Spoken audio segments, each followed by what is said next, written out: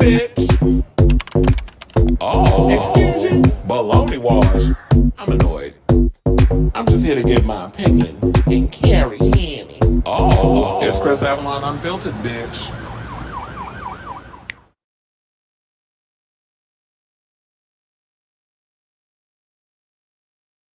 I did it wrong. Hey, everybody, welcome and happy Monday. It's your boy, Chris Avalon, and welcome to a brand new episode of Chris Avalon Unfiltered, a show we basically talk about all things going on in pop culture and hot topics. So if that is a show for you, definitely stick around because we have a lot of tea to spill today, including we got to talk about Spider-Man, how it's become the third biggest second weekend of all time, how much it grossed and all that good stuff. We also have D23 coming up this week. Got some inside tea allegedly on who might be playing Storm. There's a rumor going on around that. We also got to talk about Whitney Houston posthumously getting her own Barbie doll.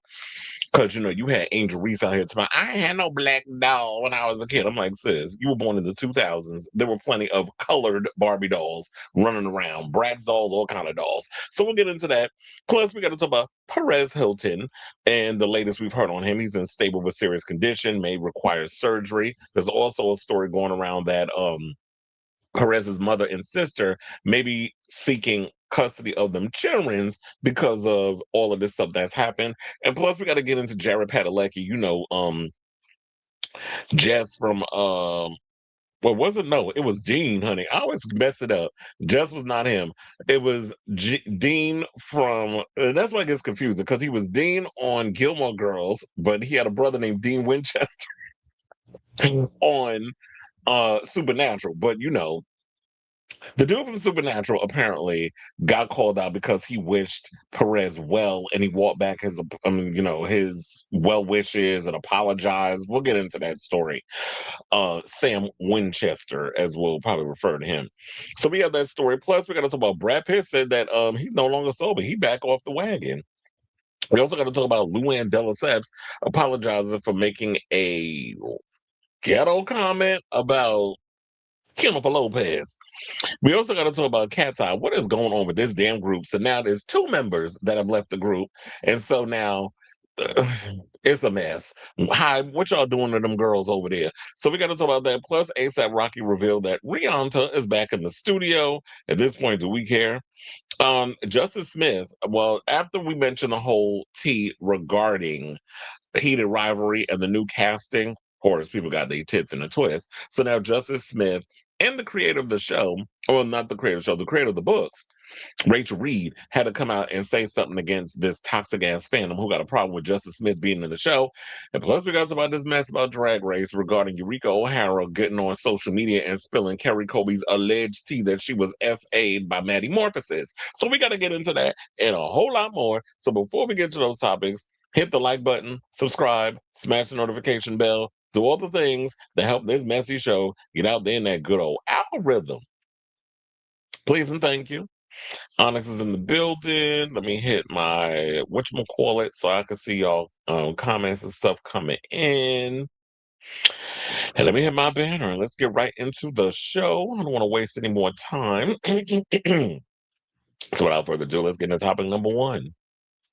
And let's talk about Spider-Man. So, of course, y'all should know, it comes to no surprise to anyone that Spider-Man Brand New Day is doing gangbusters at the box office.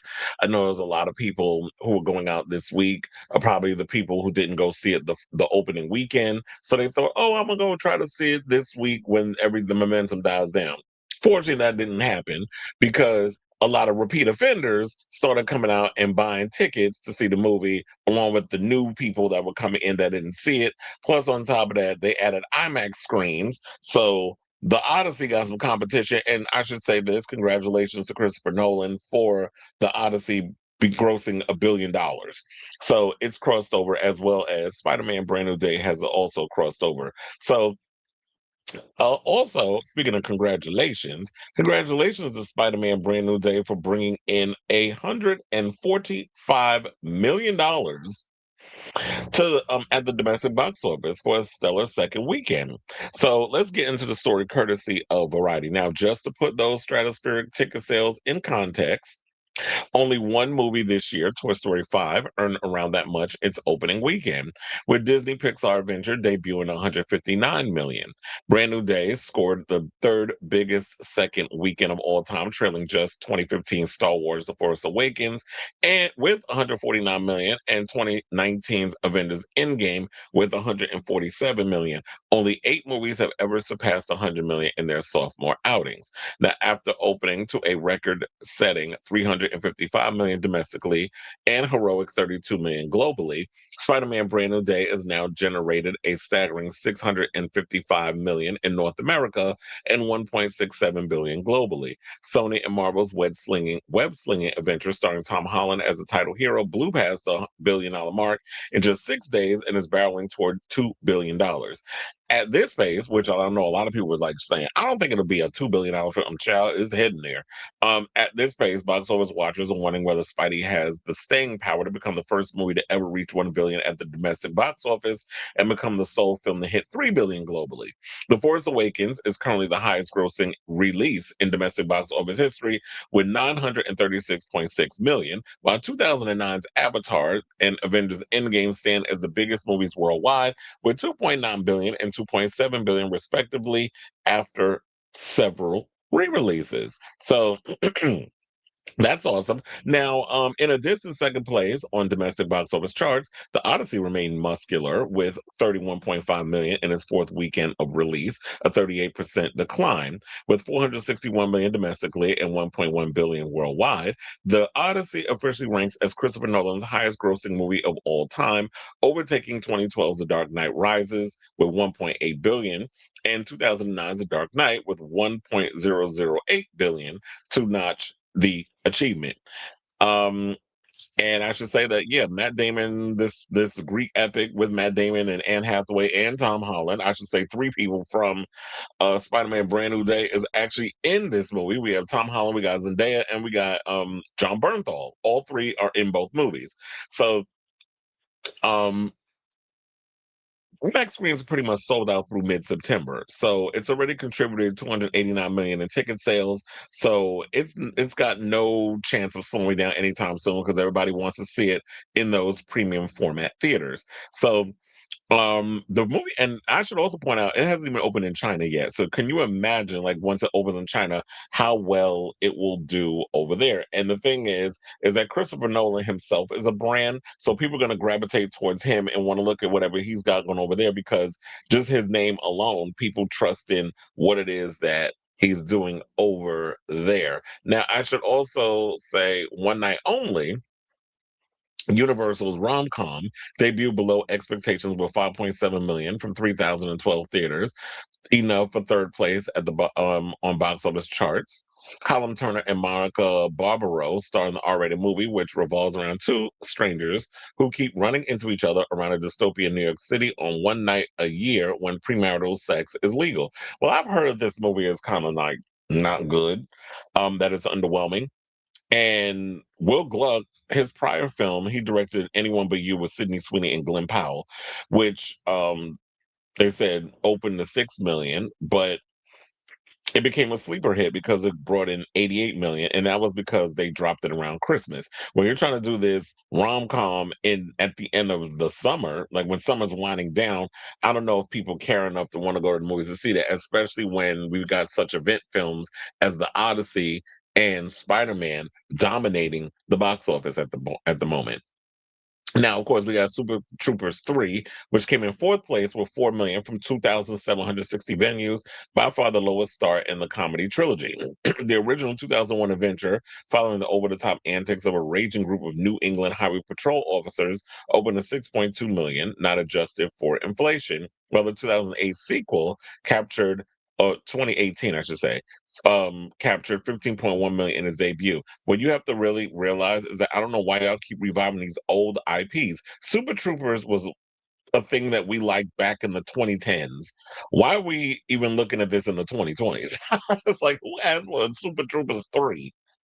So, um, maybe the audience skew was older, but like we've said many a times on this show, older audiences are going less and less to the movies. So this could have been released on, I don't know who were the people that was behind it, the studio, but if y'all got a streaming service, you could have released it there.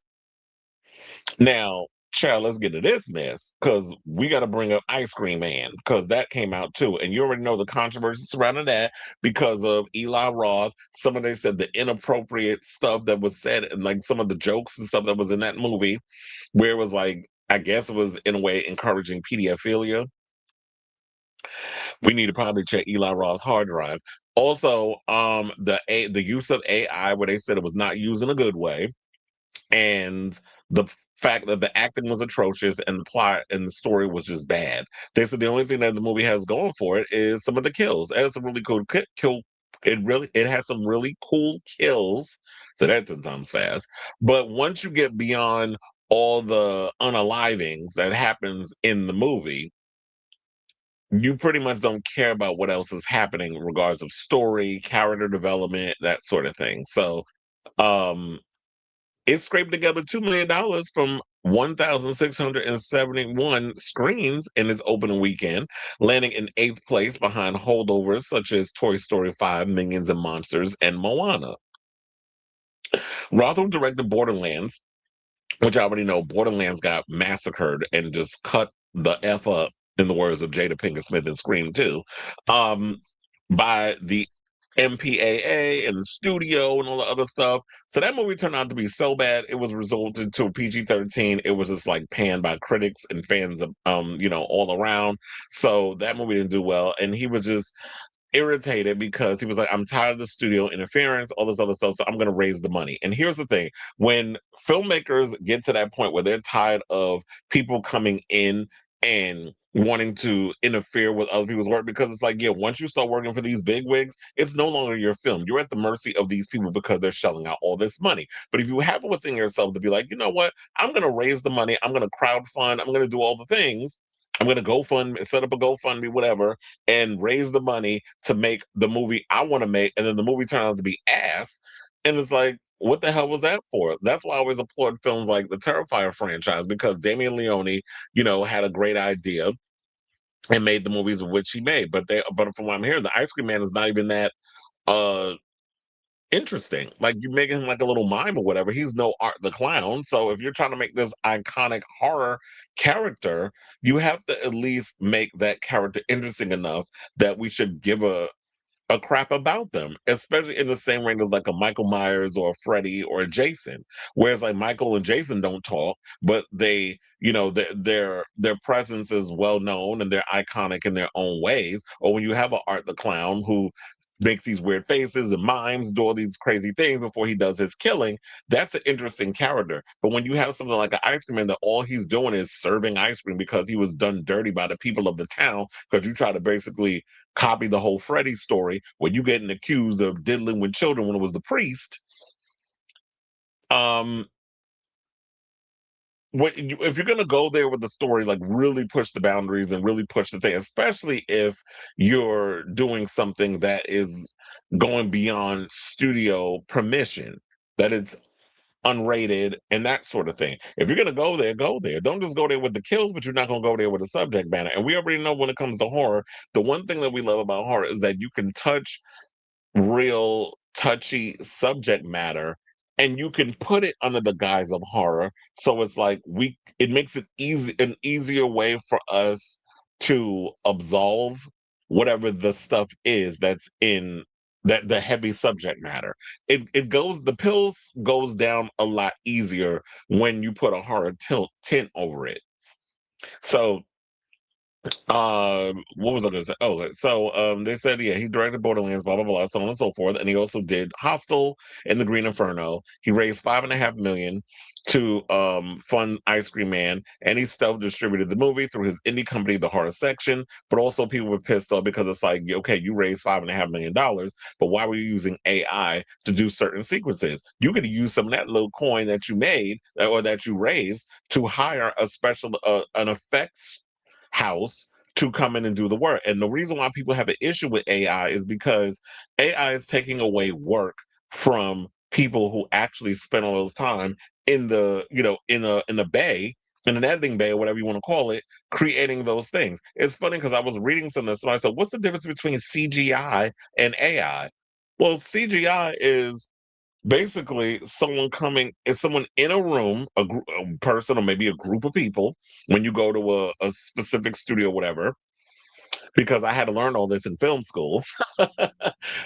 You learn how to do digital effects and all that other stuff. It's a long, tedious thing. It wasn't something that I like doing because I'm sitting at the computer all day trying to, make all these little things. And this was like maybe almost 20 years ago when I went to college.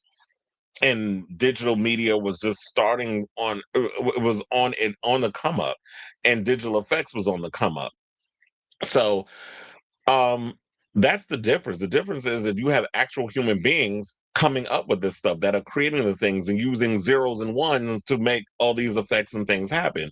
When you're using AI, you're typing in something into a computer saying, I want you to make this, because for one sequence, we'll use this as an example. For one sequence, he was talking about how they wanted to do this vintage Mickey Mouse type of animated sequence. So you type that into the computer and the AI takes care of the rest. You sit there, you let them, they come up with the stuff, they put it in there. Maybe you could do a little tweak so this, that, and the other, or some people just be lazy and just use the whole damn thing. But you use the AI to do most of the work, and then you come and probably do a little tweaks here and there, and then you post it up, and it's like, okay, the work is done. Where you're not really paying somebody to put in the work. So it's taking food and money out of people, taking money out of preventing people from making money and taking food out of people's mouths. So that's why I think a lot of people have an issue with AI. And I have something else to bring up later on regarding AI because it's something Brad Pitt said when we get to that Brad Pitt story. So, um,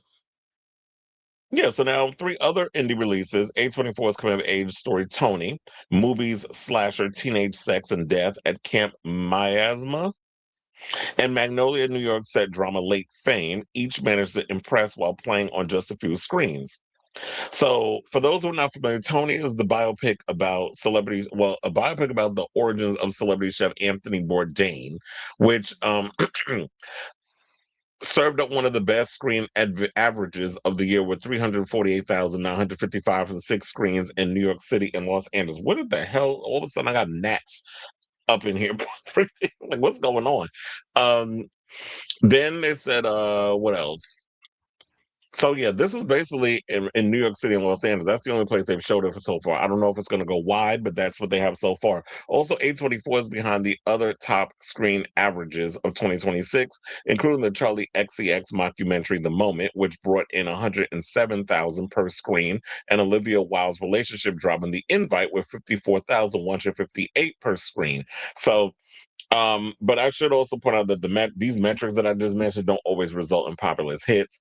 Where the moment, child, it did not do well at the box office. So while Charlie got her little fans, whatever, the moment fizzled with 5 million globally, while the invite has earned a solid 42 million and counting. So people didn't care enough. And it's funny because I've been meaning to get around to watching the moment over on HBO Max, but I haven't brought myself to even watch it yet. And Teenage Sex and Death and Camp Miasma was directed by Jane Schoenbrunn, who directed. It's funny, we were just talking about this on the last show. I saw the TV Glow with Justice Smith, and it earned 251,000 for five screens, averaging 50,300 per location. Nearly 80% of audiences were under 35, with half here were under 25 years old, according to polls. The well-reviewed movie revolves around a filmmaker played by Hannah Einbinder. Isn't she from Hacks? Who is hired to direct a reboot of a slasher franchise. Movie will open the film, co-starring Gillian Anderson, in 50 new theaters next weekend before launching nationwide on August 21st. So I might actually check that one out because I want to see it. And, August is going to be kind of dry out here in regards to movies, but I definitely want to see that one, and I want to see the new Jason Statham because it's like Jason Statham plays the same character in every damn movie, but Chris is always in the theater watching some damn Jason Statham. So that's all I have on the all the charting movies and stuff out this week, and so I definitely want to hear from y'all. What do you guys think of the story regarding the box office? Have you seen Spider-Man: Brand New Day yet? What did you think about Spider-Man: Brand New Day? Are you all surprised or just like happy to hear that it's made all this money so quickly. And what is it about Spider-Man that y'all think is just resonating with a lot of people? I know a lot of people say that oh my god, I forgot the name of the organization that they kind of emulate ICE, and I do think that they're laying down the groundwork for that to be a part because Spider-Man creating this device to help them track um the other, meaning like I guess we'll say mutants when we're moving on into X-Men and that coming up, that's laying the groundwork for us to get to that point.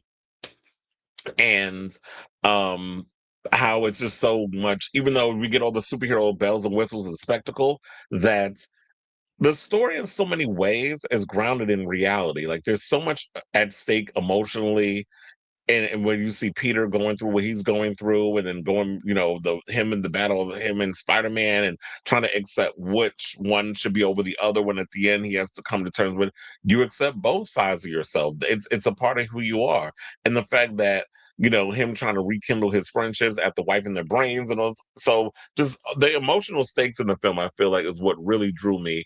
And of course, I love the action and the fact that the web slinging was very much practical, where you would see. I don't know if y'all saw like when they were filming it. I forgot where they filmed it. I think they filmed it in Ireland or something, or Scotland, I believe. Can't remember, but where they passed it over to New York. But they had Spider-Man. I don't know if it was Tom Holland or a stunt double.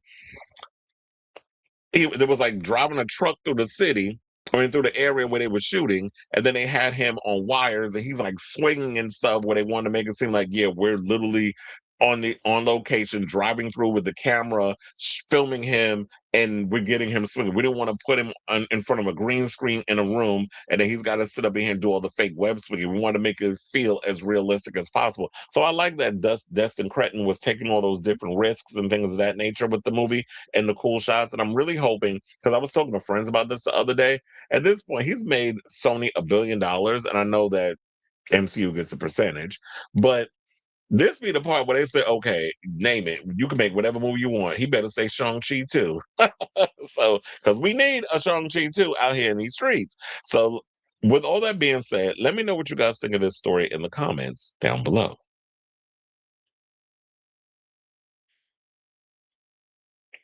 Sailor Mermaid is in the building. Cleveland is in the building. Hopefully you do see it, because I know it's been hard for people to try to get tickets. I want to go see it again. Funny enough, a friend of mine, when we were hanging out on Saturday, he hadn't even seen it yet. He was like, I think he told me he was going yesterday, so I need to find out what his opinion is. But I want to see it also again, but I want to be able to see it in like Adobe or an IMAX, because I didn't get to sit. Wait, oh no, I didn't see it in IMAX. I didn't see it in Dolby. I saw Odyssey, and I had to think. I saw the Odyssey in Dolby. I want to see. Um, I want to be able to see Spider-Man in like one of the big screens with the surround sound and stuff. I mean, I enjoyed it regardless of what screen I saw it in, but I want to at least have that experience. So, but I know it's been hard because all the people still going back and seeing it, and the tickets has been hard to, especially to get a good seat. Because I'm real specific about, oh, I said real specific about where I sit. And so there's a dumb saying, Spider-Man.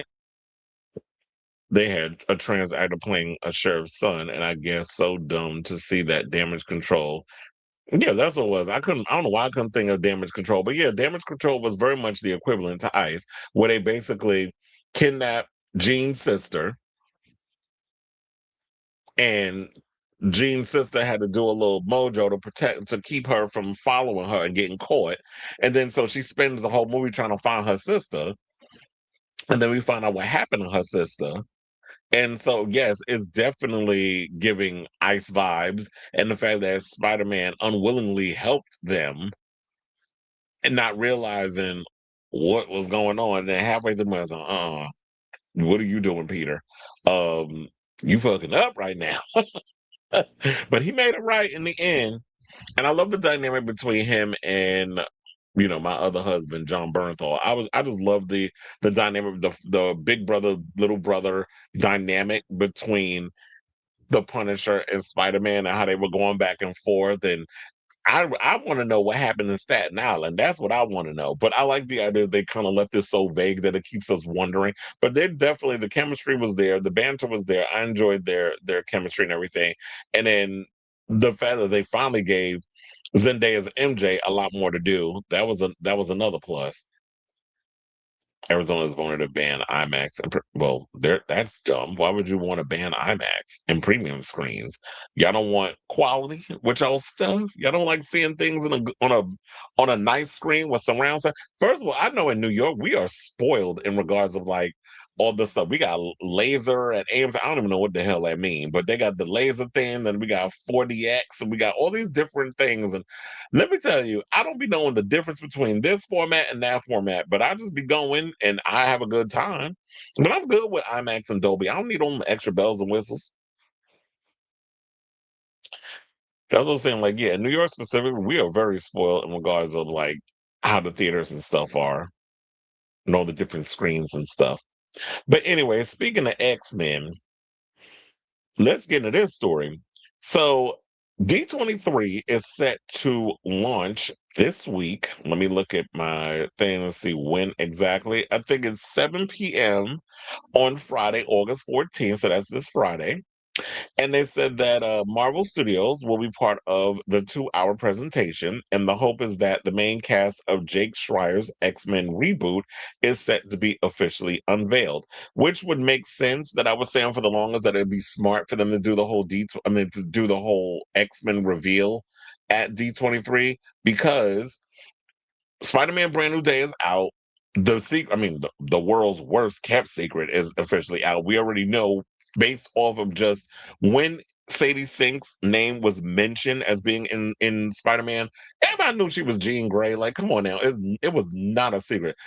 Although I was saying to friends of mine when I went to see the movie and they do the reveal, there were literal gasps in the audience. So people did not know that she was Jean Grey. And I think it's probably because people don't really be paying. I always tend to sometimes I always got to remind myself, people ain't really in the bubble like I am and those of you watch this show are. If you pay attention to casting news and all the other stuff that I bring on here, nobody's really that much in the bubble. Everybody's got their things going on. They probably seen the trailer. She was barely in it. So people just going by, I want to go see this movie because Spider-Man, I love Tom Holland, familiarity, that blah blah blah. I love Zendaya and all that other stuff. So I'm gonna go see Spider-Man because I liked the last one and I didn't know what happened. Because it was funny because one of my coworkers the other day was like, do I need to watch the last one to know what happened in this one?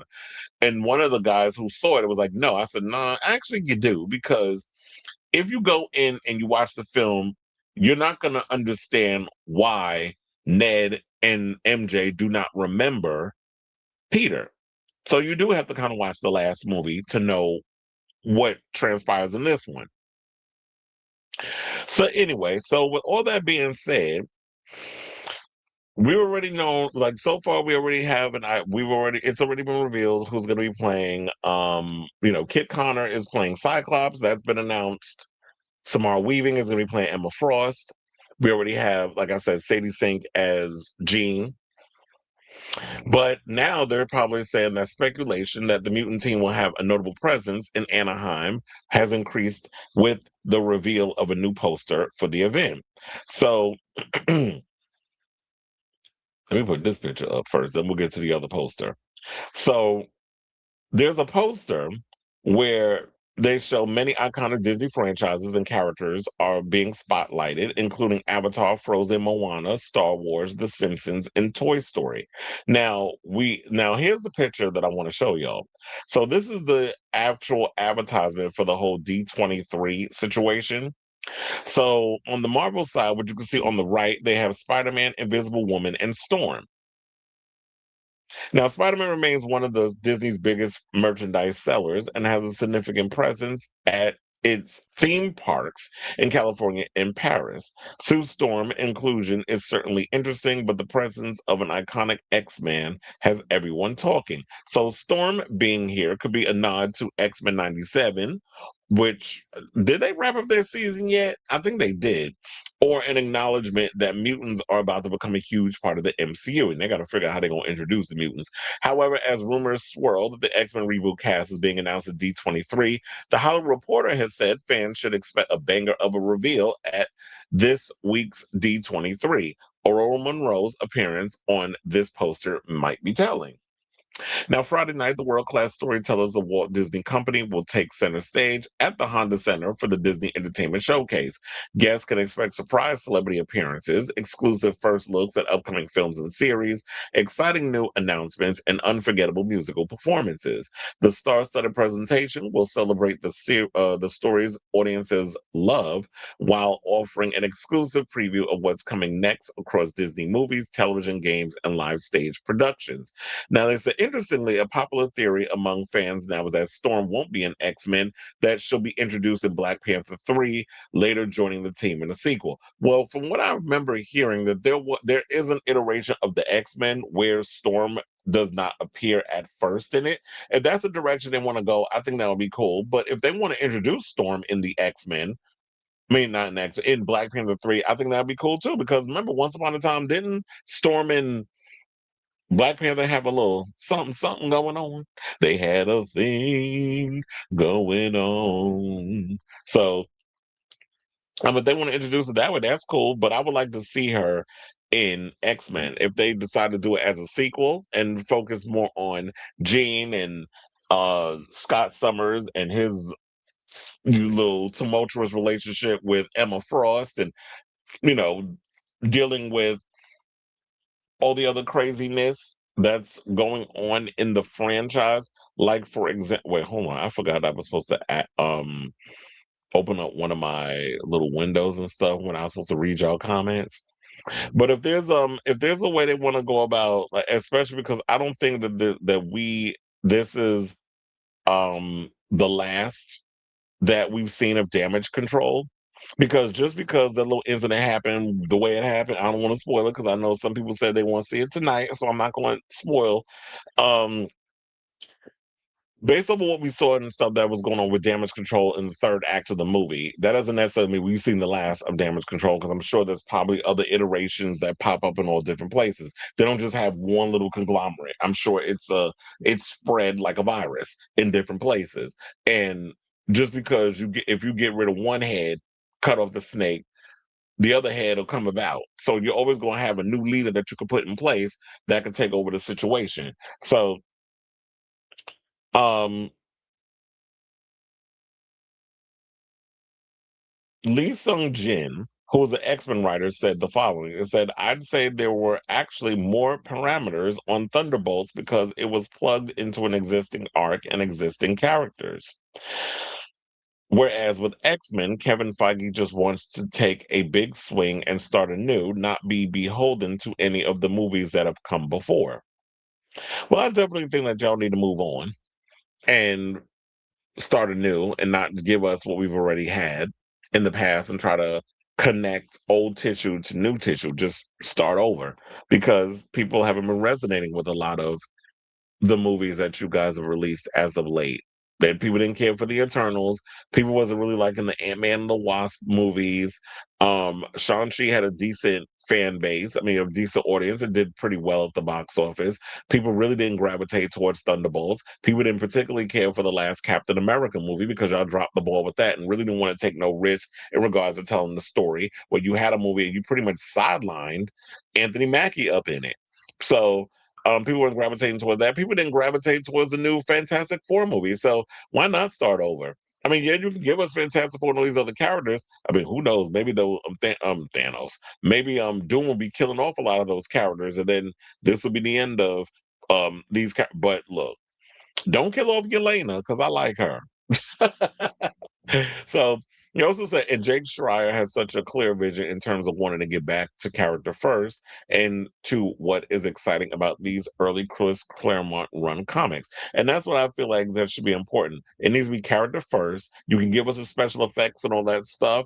That's awesome. But I definitely feel like you need to focus on characters, because if we're gonna be spending years with these characters, I want to be able to love on them and support them and root for them in whatever situations they get themselves into, even if situations end up in a shade of gray, because I feel like in the world is black and white. So when somebody does something that I'm mad at you about doing, but I get why you did it, I need for the actors to sell it. So if they can focus on character first, and don't get me wrong, I did like Thunderbolts, which Jake Schreier directed.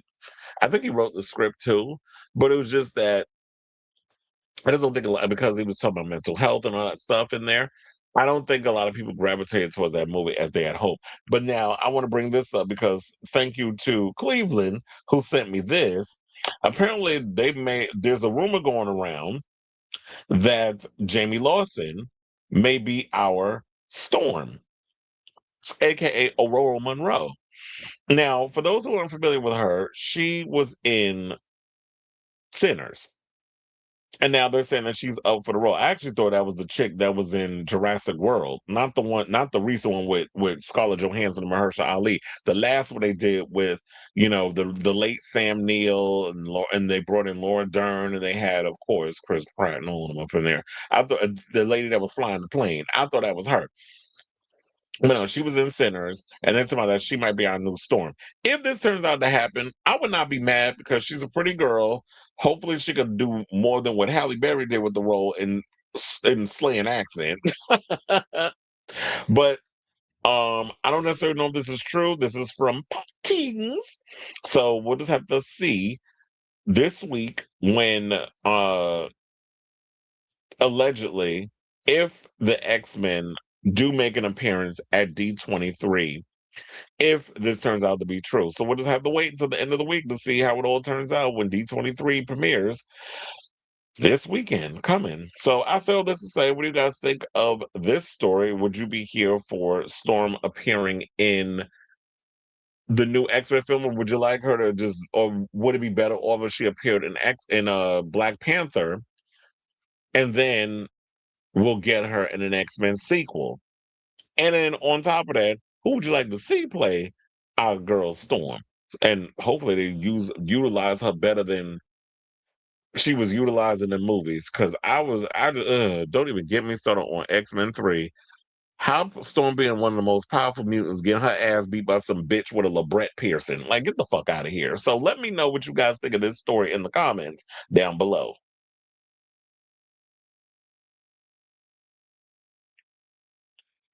Mm-mm-mm-mm-mm. Someone said the Punisher probably takes a nap. Wonder how John feels knowing he calls people who take naps lazy. Did he take a nap? He said maybe Marvel Studios need to shut down, just license it because it seems Sony made sure Spider-Man doesn't go. Well, Sony lent like is in collaboration with the MCU to do those movies, so it works there. You said 8 scripts were written and they picked the best one that wouldn't turn people off. Well, I don't see Marvel Studios shutting down. They're making way too much money for that to happen. I heard there was a possibility it would be announced at D23. Not sure if the actual cast will be there or not. Why is Chloe Bailey throwing her? Oh, yeah, I heard about that too. I was like, no, first of all, we don't need no high yellow girls playing Storm. I want a black woman playing Storm. Chocolate. So I want me a chocolate sister up in there. I feel like the reason some of the movies didn't do well is because the movie absolute ass or the character is not widely loved in the fandom. Not every character can be the star. Yeah, that's true too. Is that y'all can't just be turning James Gunn. You can't be turning everybody into a damn story or a movie. Is Secret Wars still coming out? And I heard there's a stand-alone Wanda movie. I'm not sure about the Wanda movie. I do know there's a Vision series coming out called Vision Quest. I think that comes out later this year, which they'll probably bring up at D23. Secret Wars is coming out once, I think next year, right? We're supposed to get Doomsday first, and then Secret Wars right after. But who knows what's gonna happen in regards of Secret Wars? Like, are they gonna move it? Because they haven't started filming yet. And how y'all gonna get that out in 2027? I watched that Jeff Snyder video you mentioned, by the way. Oh, you said Marvel made Spider-Man. Sony got distribution. Did they? Hold on.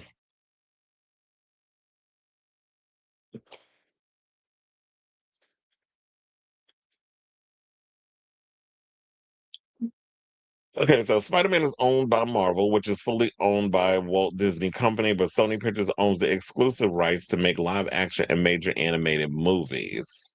So, the intellectual property is owned by Disney, as well as comics, merch, and TV animation under 44 minutes. It says Sony Pictures owns the live action and featured film movie rights, plus longer animated films like Into the Spider-Verse. Sony leases the characters to Marvel Studios for MCU crossover appearances under a shared partnership. Can y'all do that with Blade? Because I'm tired of y'all dropping the ball with some damn Blade. Y'all getting on my nerves with that chair.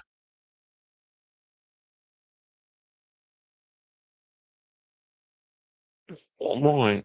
Hold on, let me finish reading y'all comments. Not F Sony. Sega was actually trying to fight back against the physical media closure. Yeah, Sony get on my nerves about the whole physical media thing because that's annoying. People like y'all trying to stop the whole physical media with video games. I don't like the idea of y'all stopping physical media with like movies and things because, to be honest, with all this digital transformation stuff, we don't really own the product. So, like, if whoever is distributing or leasing out those digital movies or whatever, should that contract run out, we lose that intellectual property. So I don't really own it. And then I paid the money. So now you taking it back because the licensing thing expired. So give me my money back. That's the way I feel. I think Marseille Martin will make a great Storm. I don't know, she seems a little young. I mean, I don't know how young they plan on wanting to go. I know one guy said that Marvel is going to launch their Disney Channel shows to the big screen, and he was like, absolutely not. Doing stuff for kids is asking for it to flop, as they're not action and stuff for adults. Plus, half of their shows has girl leads. Well, first of all, nobody is going to the movies to see any of y'all Disney Channel stuff. Leave that stuff on the TV. So if y'all want to reboot the Wizards of Waverly Place or any of that other stuff, do that. Nobody ain't going to the movies to see that. A lot of people, why would I go and do that when I watch it on television? All right. So now speaking of nostalgia, let's talk about Whitney Houston. So apparently Whitney Houston is getting her own Barbie doll. So those of you girls out here talking about that there's no black representation in dolls and things, you can go get you a Whitney Houston Barbie doll.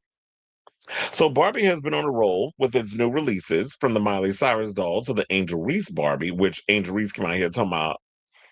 When I was growing up, I ain't had no black Barbies. There was really no dolls out there for me. I'm like, sis, you grew up in the 2000s. You were born and raised in the 2000s. There were plenty of dolls of color that you can get. There were plenty of black Barbie dolls. You had the Bratz dolls. You had all that stuff. So who are you out here trying to tell this BS to? But look, we already know a lot of these athletes, they're great at the sport, but when it comes to them talking, sometimes they just need not say anything. But anyway, so now the brand Mattel has come up with a new idea.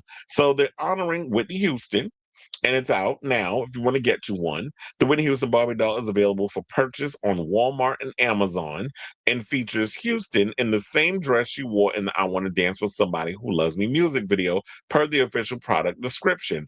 That means she's checked out in a sleek purple dress, statement curly locks, accessories, and makeup that makes her look like she just walked off set. And while Houston died in 2012, the Barbie was created in partnership with Pat Houston, executive of Whitney Houston's estate. Of course, Pat's behind it. Just like Pat out here, not even alleged. I saw the story over there on the Jasmine brand that they out here auctioning off or planning on to her memorabilia, her RIAA record, especially for I Want to Dance with Somebody Who Loves Me, and her wardrobe. So y'all hard up for cash? Y'all out here just auctioning off Whitney's stuff? I mean, I get there's no need for it or whatever the case is because you don't have nothing. I mean, what are you just going to keep it in boxes and storage? But at the same time, it does reek of we broke and we need a little cointada to keep, our livelihood lively. So she went on to say this: today we celebrate more than the release of a doll. We celebrate the enduring legacy of an icon. The new Whitney Houston Barbie, excuse me, honors a woman whose voice, grace, beauty, and spirit inspired generations around the world. May this doll remind every child and every collector that dreams have no limits, excellence leaves a lasting imprint, and true greatness never goes out of style. Thank you, Mattel, for making one of Whitney's dreams come true. Pat Houston, executor, the estate of Whitney E. Houston, and president, the Whitney E. Houston Legacy Foundation, said in a release. Now, throughout her life, Whitney won 6 Grammy Awards out of 25 nominations. Some of her biggest hits include I Will Always Love You, I Want to Dance with Somebody, the inspiration for this doll, and How Will I Know? Her string of chart topping hits eventually landed her in the Rock and Roll Hall of Fame posthumously in 2020, as well as a spot in the Guinness Book of World Records. Today, her songs on Spotify have racked up over 8.8 billion streams. Now, there's also what I'm going to say Whitney Houston's music has been the soundtrack to countless moments for fans around the world.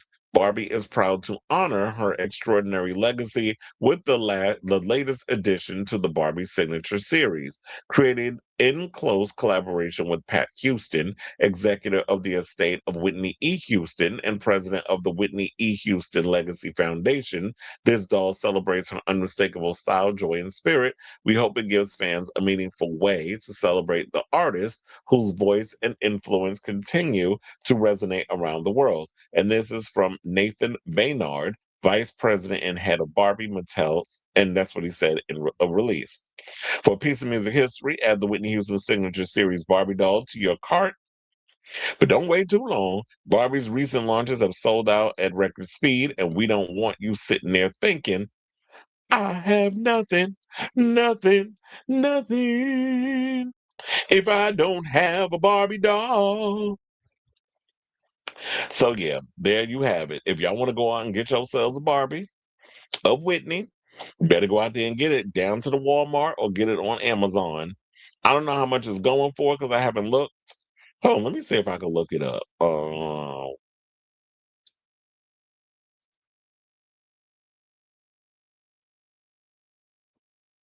Oh, it's going well, it says Barbie Whitney Houston signature collectible doll at Target. You get it, but we don't do the Target chair. You can go over there and get it for $59.99.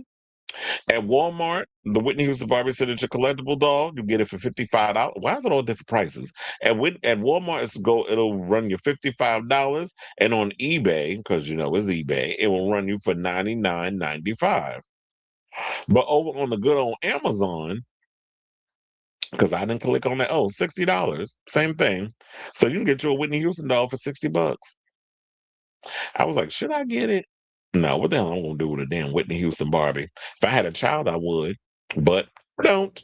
So congratulations, Houston family. I hope y'all not out here running broke, but do what you gotta do to get them coins, run them coins up. So I say all this to say, what do you guys think of this story? Will y'all be here buying you a Whitney Houston Barbie doll over on any other conglomerates that I just mentioned, be it the Target, the Walmart, or the Amazon? So whatever your thoughts are, let me know in the comments down below.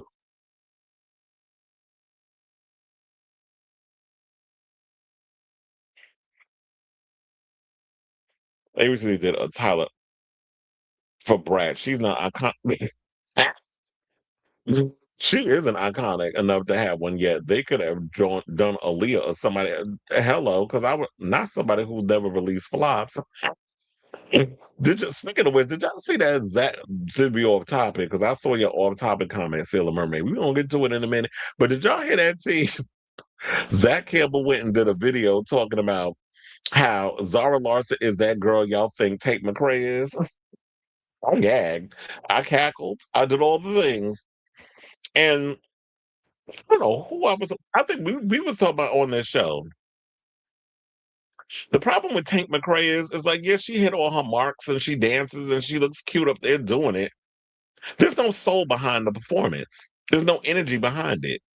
That's why I love when, oh my God, I can't remember his name, the cute one, Nikki Reardon. Um, he said the girls that's really out here changing pop is Slater and Adela. So, and I live for Adela. I didn't know who the hell Adela was until I saw her as the opening act for Demi Lovato. And I literally sat there and watched. I'm like, who is this girl? She's up there dancing. She's giving everything. The songs was cute. I was like, who is this girl up here? Let me look into her. And I started listening to Adele's music. I started watching her videos. And that, I think, is one of the things I love about working at MSG. Is not because a lot of people are like, half these people, I don't know who they are. But in my mind, I'm like, yeah, I don't know who these people are, but that's how also it's a great way for me to discover new music when I'm there. Because I can't keep my ear to the street on everything unless I got people in the comments telling me about certain people I should listen to. It's kind of like when it came to underscores. Onyx introduced me to underscores. I was listening to her yesterday coming from the gym. But when I listened to that underscores you out, I was like, okay, like this might be up your alley. Check it out. And I listened to it, I was like, yes, the production was everything. I love the electronic experimentation. I like the vocal manipulation. I liked all that stuff. So underscores is like one of my favorite albums of the year. I can't wait till we get to the end of December or to December when I can give y'all my top albums of 2026. Because it's definitely gonna be in the top 5. But that's how I like discovering new stuff. I don't want just algorithms or TikTok or Apple Music to tell me what's hot and what isn't, or what I should be listening to. I like discovering things. And that's why I was like, I discovered Adele because I worked her show. And quiet as it's kept, she was the better performance. She put on a better show than Demi. That was like yesterday. I did the Red Clay Strays. I know who the hell them people was, but they worked my nerve. I worked a long, that was like a long shift. I'm like, do they not know when to get the hell off the stage? But they had a band that came on prior to them called the Revivalists. Let me tell you, they tore it up. I was living for their music. I didn't know who the Revivalists were. They kind of gave me like a Maroon 5 type vibe. And their music was very like upbeat and fun. So I like their stuff. They were the better perform. My quiet as it's kept, they were the better performance than the Red Clay Strays. It was if I recall, it was Brats that POC referred. No shade, Brats look like Kardashian in doll form. Yeah, because they take the Kardashians are featurists, whereas y'all run around, you white girls are running around here with black women lips, black women skin tone, black women asses. All y'all going to the surgeon and paying for it because y'all want them features. This is gonna make me sound like not like a bottom, but I don't care. I love Barbie dolls. I don't collect them, but I love to see pretty figurine women in great gowns, beautiful gowns. Ain't nothing wrong with liking women and looking liking women and looking good and all that other stuff. I don't think it makes you sound like a bottom. It just shows you're a homosexual that appreciates the female form. And is Whitney's still paying the bills. Whitney was a beautiful woman. I mean, wasn't she a model before she was a singer? Whitney was buried in one of her purple velvet bodysuits from the bodyguard. So, oh, that's cute. That she was in the bodyguard outfit. If only Whitney was alive to see her dream of being a Barbie doll come true. Off topic, but you guys heard of 2 government officials trying to lift the ban to reestablish gay bathhouses and saunas in New York City again. Yeah, I did hear about that. I did post something. I think I posted something like that on my social media. I don't remember if I did. I know I had the thing in my. I remember I screenshot the photo of like the tweet or whatever that somebody brought it up, but I don't remember if I actually posted it. So it's probably in my history or something. I need to look it up. But yeah, I heard about it. I mean, I think we need to. I mean, why can't we have gay bathhouses and stuff and saunas coming back? Child, let me tell you, if they do bring back gay bathhouses, I'm gonna give me a job in one. Look, I could be sucking dick. No, let me stop. Let me stop. Let me stop. I would not be doing that. I'm classy based. Need to get the Spice Girls Funko and the Kylie Minogue Barbie. Michael Jackson has it all. One thing at a time. Y'all talk about Michael Jackson and Prince and the Spice Girls. You said Bratz isn't Mattel though for sure.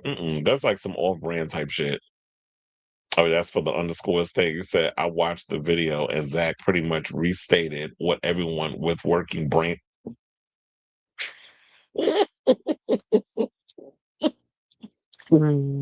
Said Adela, her music don't do it for me. It just sounds like Slater for hetero teenage girls. And then she be doing this weird ass dance where she be trying to in here when she be getting her foot to her head. Well, you said her music don't do it for you. And I said it's cute. She was up there performing and giving full on, pop girl tease. But you know, it's all about Zara Larson at this point. We're never gonna get you said we're never gonna get a Madonna Barbie due to her public image. I would be surprised if they did, but that would be cool. I could have sworn they had a Madonna Barbie at one point, or a Madonna doll. Chris said the American Top 40 is no longer needed. Child, who's listening to Top 40 these days? I find chart numbers useless at this point. We don't really live in a monocle. Exactly, because it's like I don't do the top 40. I don't do chart numbers. So when y'all be up here, and y'all, sorry, Robert, when you up in here with all these little chart numbers and things, I'm like, so don't care. I'll just be going on about what my vibe is and what music I'm into. I don't even pay attention to all that chart shit because I feel like it's meaningless at this point. Because people are just out here curating their own playlists. Yes, live from the bathhouse. Ooh, maybe I can do my podcast at one. He said Madonna, unlike Kylie, was never kid friendly. I feel she dubbed most artists making music to kids as dumbing to America. And or you know what's always annoying? Because they did that a lot in the 80s. It's not even just music. I think it was film too. Like when I was a kid, now looking back on it, why were y'all marketing RoboCop to people like my generation? Why were y'all marketing RoboCop to us, or The Predator, or things of that nature? Those were R-rated movies, violent R-rated, but they marketing a lot of they were marketing a lot of those iconic figures to kids, and I'm just like, no, y'all shouldn't have been doing that. So they always tend to market people who aren't considered kid friendly to kids. It's something like, yeah, they can't be out here trying to market Madonna to us because Madonna was not kid friendly. I mean, she was much older when she started her career. She was in her early 20s. So y'all shouldn't have been marketing her to kids. She said Ducky by Ernie of Sesame Street, Madonna doll for every era. I listened to the radio yesterday. Hillary Duff roommates, Taylor Swift, Karma. Well, I think a lot of times I can't. I'm not going to sit up here and say people don't listen to the radio because in certain conglomerates, whether you're at work or if you're driving and things of that nature, people do still listen to the radio. But I feel like the average person on the go, we're not really listening to the radio like that unless it's in a different type of situation. Like I said, you're at work or you're traveling or whatever. But is it regular radio or is it serious radio? Because I know, like, I do serious radio if I'm out and about. That's a high kick Adela does. I'm sure she'll get better, but I'm not excited for her album due next month. She competed to be a member of, oh yeah, I heard about that. And then the fact matter she exposed the people for the type of rigorous stuff that they put them through. It's like, yeah, but she's better off as a solo act. She don't need to be a part of no Cats Out was alien marketed to children. I believe they were. Because I had a xenomorph. So I do think that they marketed aliens to kids. I had the face hugger and I had the big xenomorph. You know, when they grow up to be like the big black creature. That's a xenomorph. Yeah, I had one. Bruno Mars, Lady Gaga, Dead Dance, a song that flopped but killed on radio. Radio is weird. Yeah, radio is still out here trying to push whatever music they want to push on us. But it's sort of like it's not even about like the radio's still in the old guard and they're still trying to push the thing that they push. But at the end of the day, the people have spoken. The people ain't really following the formula of listening to what radio tells them. Yeah, you still got your mindless drones that just go along with whatever. Hence why they talk about that song, that country song is one of the most popular songs right now. But people ain't really taking the radio as gospel like that. Mm, the ball man. You're talking about Fantano, the bald man that reviews music, ranked the songs on the Billboard Top 10 from this week in a new video, and the highest ranked song was Ariana's "Hate That I Made You Love Me." Yeah, it says that y'all are boring. That's what y'all top song is. The kids dress as Freddie and Michael Costas for Walmart. They marketed Freddie to us too. They marketed Freddy Krueger to kids. I remember that. They even had a Freddy cartoon. And yeah, there was marketing Jason. Didn't another member of yes, that is one of the stories we have coming up. It's part of the topics. Freddy Krueger, Jason Voorhees, lots of horror icons. But anyway, let's get back into the show, y'all. Let's talk about Perez Hilton. As if we couldn't get enough of him, but I'm sure he's liking all this attention because, like I told y'all before, this man lives for a lot of the attention that he's been getting. So, we have an update on Perez and a statement coming from his family, which basically said that he is in serious but stable condition. And, he's been in the hospital, I believe, for about 4 days. And the latest update we got was from Saturday where his family released a statement updating fans about the blogger's health after he appeared to do some harmful stuff to himself. You got to choose your words carefully because the YouTube algorithms like putting disclaimers over my videos. So he did something to himself that was pretty much harmful during a TikTok live stream, which I heard has been banned ever since. And the thing was up for 30 damn minutes before they pulled it. So they said Perez's condition remains serious but stable, read the statement, which was released on Hilton's website. He experienced significant blood loss and sustained additional injuries that will require surgery in the coming days. His treatment and recovery will be a long process. We are grateful that Perez was able to spend time with his mother and sister yesterday. Oh, and I got some tea regarding the mother and the sister because he might be getting a bomb dropped on him because mama and sister allegedly want custody of them kids. Now, the statement also demanded, allegedly, that the media or the public stop lingering outside of Hilton's home and cease attempts of photographing his children. This paragraph was bolded in the statement for apparent emphasis. Saying this, there is absolutely no reason for members of the media or the public to remain outside the family's home, the statement continued. We again respectfully ask members of the media to leave the home and surrounding area, stop following family members, and cease photographing Perez's children. We also ask photog agencies not to purchase, publish, or distribute any photographs of the children that may have been taken.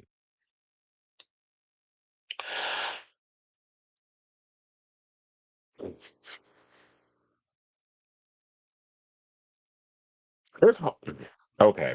I was trying to figure out how to approach this. It's really hard for me to be like, okay, I guess on one hand, I do feel for the kids. The kids didn't ask to be born. They didn't ask to be a part of this circus. Their father is a fame whore. He loves the attention. He made a whole career out of making the lives of other celebrities hell by calling people derogatory names like Lindsay Lohan and Misha Barton and so many others over the years. I saw somebody trying to give empathy for Blake Lively, but I'm like, she ain't no innocent in this, so she don't get a pass. Like all the other, she ain't no victim. So I don't like the fact that I did see this one little video where this lady was up in there trying to act like she was on Team Blake. I'm like, you could be Team Blake, but she ain't innocent in this mess with this whole Justin Baldoni situation. So she don't get it. And all celebrities ain't lumped in the same thing in regards of the level of bullying. But we're not going to disregard the fact that Perez made his entire career being real nasty and real derogatory towards women. I don't know if him being a homosexual, he just hated women because for whatever reason, but he was real nasty towards women. And let's not forget the fact that he made a career outing a lot of celebrities. I believe he outed Chad Allen, who was on Dr. Quinn Medicine Woman. He outed Lance Bass. He pretty much spilled Matt Bomer's tea. I'm sure there's plenty of other gays. I think Neil Patrick Harris spilled his tea. And I did hear a story. I think I have it in here also. Um, but I remember off the top of my head that he was trying to make amends with a lot of celebrities before this incident, such as Britney and Neil Patrick Harris, where I did hear something or another that Neil forgave him or whatever and was going to have him write a piece or whatever in his upcoming memoir. So I guess bygones is all bygones or whatever the case is. But a lot of people felt like even though Perez said that I'm going to turn over a new leaf, I'm growing up, I'm evolving, I want to have kids, blah, blah, blah, blah, blah. The leopard really didn't change his spots because that old Perez every now and again was coming out. So I totally get that. Yeah, I think that y'all should be out here photographing his kids. But when Perez has gone around using pictures of celebrities, drawing cum stains on their face, calling Misha Barton um, Miss Fartone or whatever it was, Mushy Fartone, or um, Lindsay Lohan Fire Crotch, and things of that nature, when you come up with these weird names for celebrities and posted pictures of Miley Cyrus underage getting out of a car with no underwear on, when you post things like that, it's hard for me to feel bad for you, and it makes me and it makes me it's hard for me to feel bad for all of a sudden now you want all this privacy and your kids to be protected. So it's hard for me to come to that conclusion of the solution, whatever you want to call it. So there's more to the story because apparently I came across this Rob Shutter's story where he said that Perez's family is rallying around his three kids following his recent mental health crisis, and sources are telling him that his mother and sister are preparing to seek custody while he focuses on recovery, saying his mom has been the steady presence in those kids' lives for years.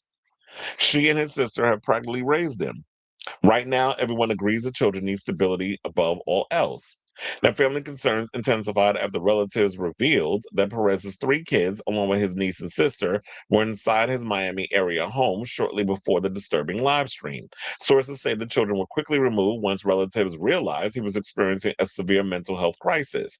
And they said what those children experienced was deeply traumatic. They should never have been anywhere near that situation. The family believes Perez needs to focus on getting healthy before he can safely care for his children. They also said that his mother and sister are now united in providing the children with a stable environment while he receives treatment. Family members are also documenting what the children witness as they consider their legal options, saying this isn't about punishing him. Everyone wants him to recover, but until he's healthy and stable, the children need to be with the people who can look after them. And here's the thing. I definitely think that those kids need have witnessed something that's traumatizing. They didn't see the father, I don't think, cutting himself up and stuff, but he was probably walking around the house being just nasty and rude. Some people say his real personality came out and run around with the knife and all this other stuff up in there doing dance choreography with knives like he fucking Britney, and then decide to go and put himself in the room and turn on TikTok and want to put on a performance. So it kind of makes me wonder. I'm gonna ask y'all this: do y'all think all this stuff going on with Perez is all for attention? Because it's like, yeah, you can cut yourself and do all the things, which of course down the line, now you're in the hospital, you got to do recovery, you may have to get surgery, which you do realize all these bills is gonna pile up on top of the other ones from months ago when you had the sepsis. And they're talking about that he's financially struggling. So this is now more bills being added on. He was up there talking about that he wanted the police to come and pow him, like riddle him with bullets. If you really want to take your life, you could have did it. So I do think that this is all performative. Any kind of attention that Perez, I feel like he could grab for all of this, I really feel like this is what this is. So I wouldn't put nothing past him. I've never liked Perez's brand of blogging. I just always thought it was intellectually lazy and you just being messy. Now, we can all be messy and sassy and all these other things, but you don't have to get to the point of like really doing things that's going to cause damage to other people. Like he went after, like he was real nasty to Jennifer Aniston when he was going to take him to court. I believe Colin Farrell was going to take him to court because he posted a link to his, remember that sex tape that Colin Farrell did back in the day with that black woman? Where he was eating her coochie, and this was around the time of I think he was playing, and it was the Daredevil movie because he had the bald head and everything. I've seen the video. Let me tell you, Colin got a nice piece down there too. But I remember he was eating that lady coochie. So I want to eat you for breakfast, lunch, and effing dinner. I remember it like it was yesterday. And so he was up in here spilling all that and posted that.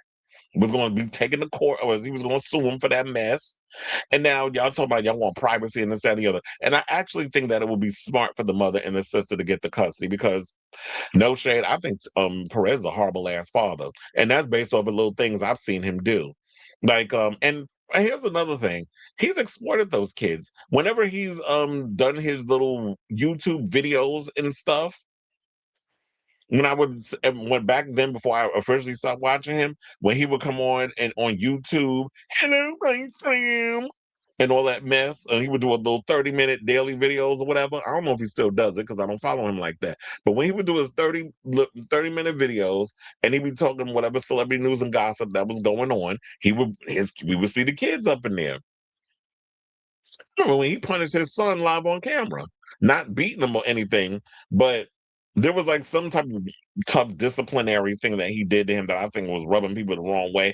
And then let's talk about this. He recently did, I'm not recently, but I remember he did an interview, and I remember like it was yesterday. He did an interview where he basically said that when his kids become of age, they better have money to take care of themselves. I remember he said that. He said, I'm not leaving them any of my money. He said, I work hard for my money. Bad enough, I gotta spend all this money to raise them and take care of them and stuff, and I can't go on my trips and do this, that, and the other like I used to. I'm paraphrasing, but this is literally what he said. And I'm sitting there looking at this rhymes with maggot, like, bitch, who the fuck told you to have them? Who the hell told you to spend all this money for a surrogate? Because you wasn't sticking your dick in no real pussy. But I was like, who told you to go and hook up with a surrogate to bring 3 kids into a world that didn't ask to be brought here, by the way? And you bitching about, well, I can't do my trips and I can't do this. This is the reason why a lot of us gays don't have children and get married. We like our freedom.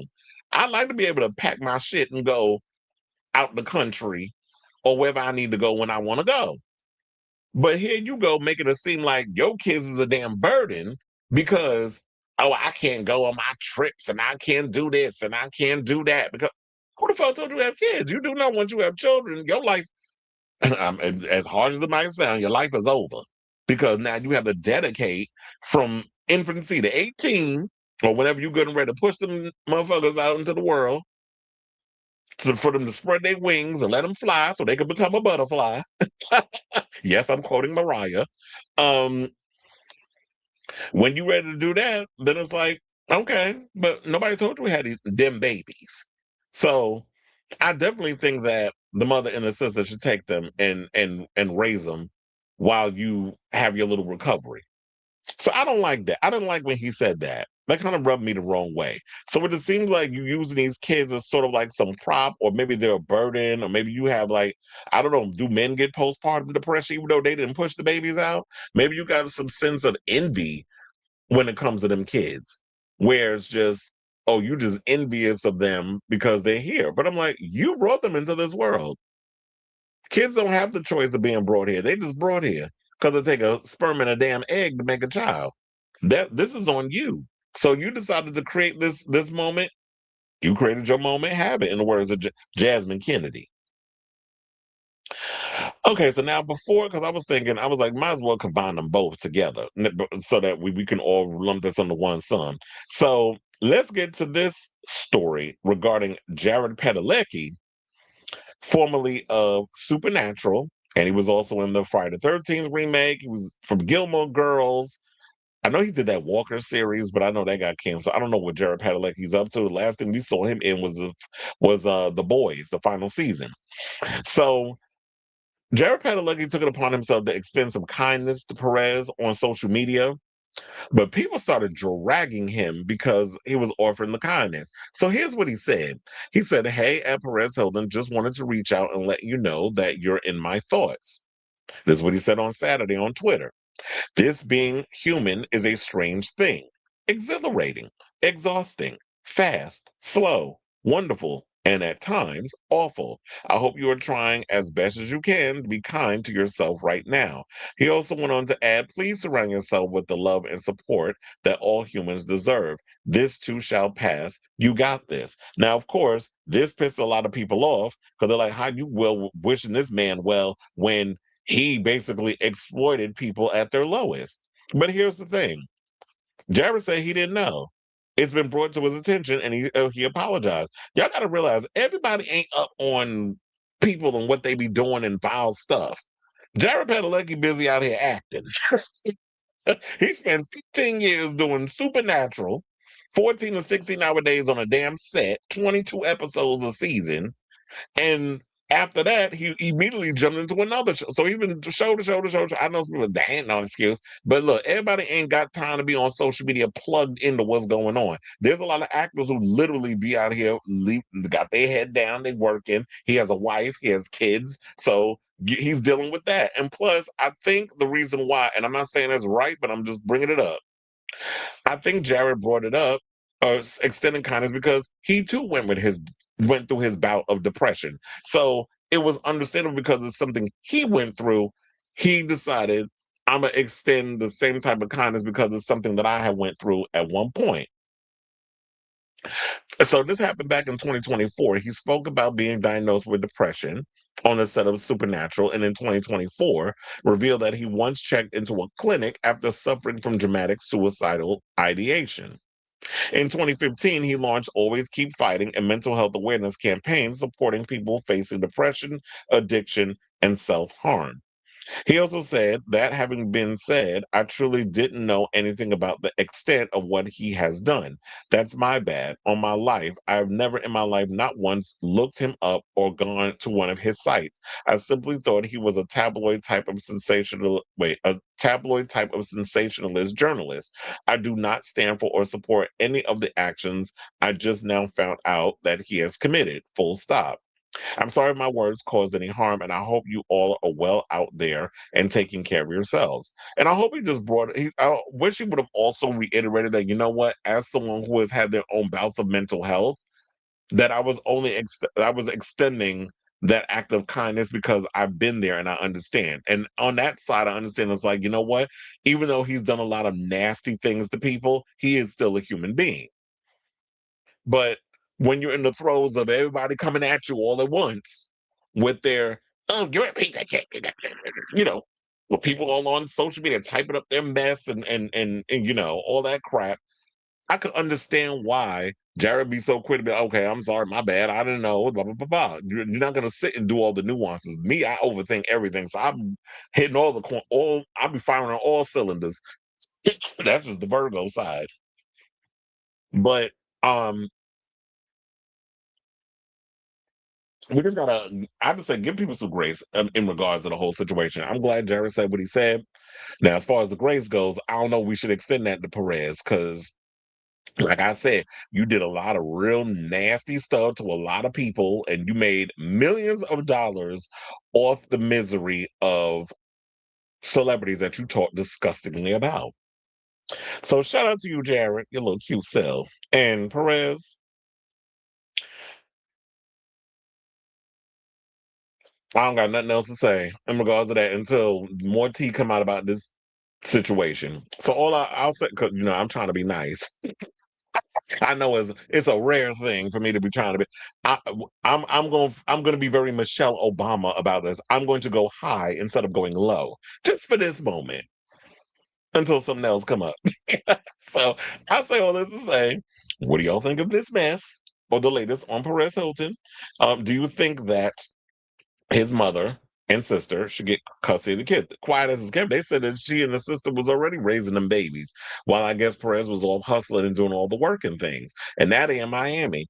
So maybe it's best, but I don't know if I want to go back to the house, especially because they said that he had smeared blood all over the walls. And I was like, I want to go up back up in that. It's probably going to look like that scene that Olivia, when she got gutted up in Scream 4, and they went in the room and there was blood. I wouldn't want to subject my kids to that. So yeah, let me know what you guys think of this story in the comments down below. Now, speaking of comments, I know we got a lot because I saw when a lot of y'all was putting it in. I didn't hear choosing Texas at all on the radio. I did hear hate that I made you love me 7 times, though it made sense to be number one a third week. Child. He was the main breadwinner of his whole family. Moving after his health crisis months ago just doesn't seem to have been a good idea. Yeah, we talked about it. It was like he should have stayed his ass in Vegas.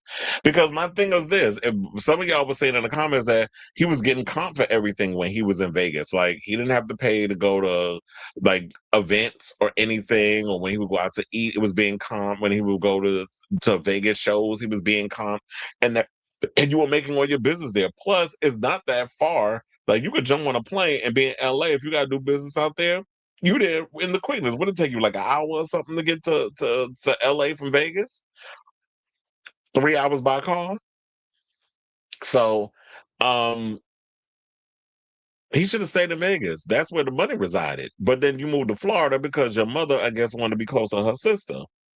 So you making all these sacrifices and you being a mama's boy, did you not consider how your business would entail? It's like even like I told y'all with Funky Dineva. Funky Dineva lived in Miami and realized at one point, okay, if I really want to make if I want to expand beyond the career, I need to leave Miami and I got to move to Atlanta because he's more or less in the black media space. And moving to Atlanta, his career even blew up even more because of the connections and stuff that he's made. So he's got a lot of things going on. But he also went and he got homesick, which is like something I would do. If I got to move to another state and I had enough coins in the account that I could be like that, I'd be like, you know what, I'm going to move for the work opportunities, but I'm homesick. So I would buy a place in New York. But then again, here's the thing. I'm lucky because in New York, we are the media capital, one of the. So all I got to do is jump on the train and go to Midtown, and because that's where all the media spots are. He said he's also friends with Megan Kelly. Oh, don't even get me started. Didn't he just do Sean Hannity show? That was another thing too. So now people side eyeing him on that. I cuss Candace because the way she uses her religion was the most evil thing. He said, I feel like this situation is very nuanced. I agree on both sides. He has hurt thousands of celebrities and caused them emotional distress because of his comments, but no one should. Absolutely. That's why I was like showing like, yeah, it's not a black and white thing. I watched the beginning of a fan made The Circus starring Britney Spears tour documentary and saw the iconic Perez Hilton opening monologue and thought to myself, dang, he really tried. He was a mess. And he said he often shared his family life with separate channel. He probably tried to get a reality show. I would not be surprised. So when people talk about don't show the kids, I'm like, Perez was out here explaining his own kids on camera. So we already know what the kids look like. He's not mentally competent. No, you have to be mentally off to do that. He said he was a pioneer in celebrity commentary, but like with all pioneers, they don't evolve and fail to understand that their time is over. And yet, I was saying that he needs to evolve as a person. And I know he tries to, I'm changing. I'm not doing it. I was like, but little Perezisms was coming out. Almost 4K subscribers come through. Ew, thank you. He said Perez has been doing the most for 25 years. He really needs to sit down. But yeah, now he is sitting down in a hospital bed or laying down. He said he is known for being mean and he was horrible to Brittany. Well, here's the thing. I do agree he was a pioneer in that space. I'm not going to take that away from him. That he definitely pioneered the whole blogging thing. But the way he went about it was problematic. Because, yeah, you went after Brittany. He went after so many celebrities. Nope. That's what I said. I don't know how. Oh, and not only that, but he also spread a rumor that Miley was cheating on Chris Hemsworth when they was married. He said years ago, apparently Jen Anderson, he even mentioned about him being mean. He said, you are the father, Perez.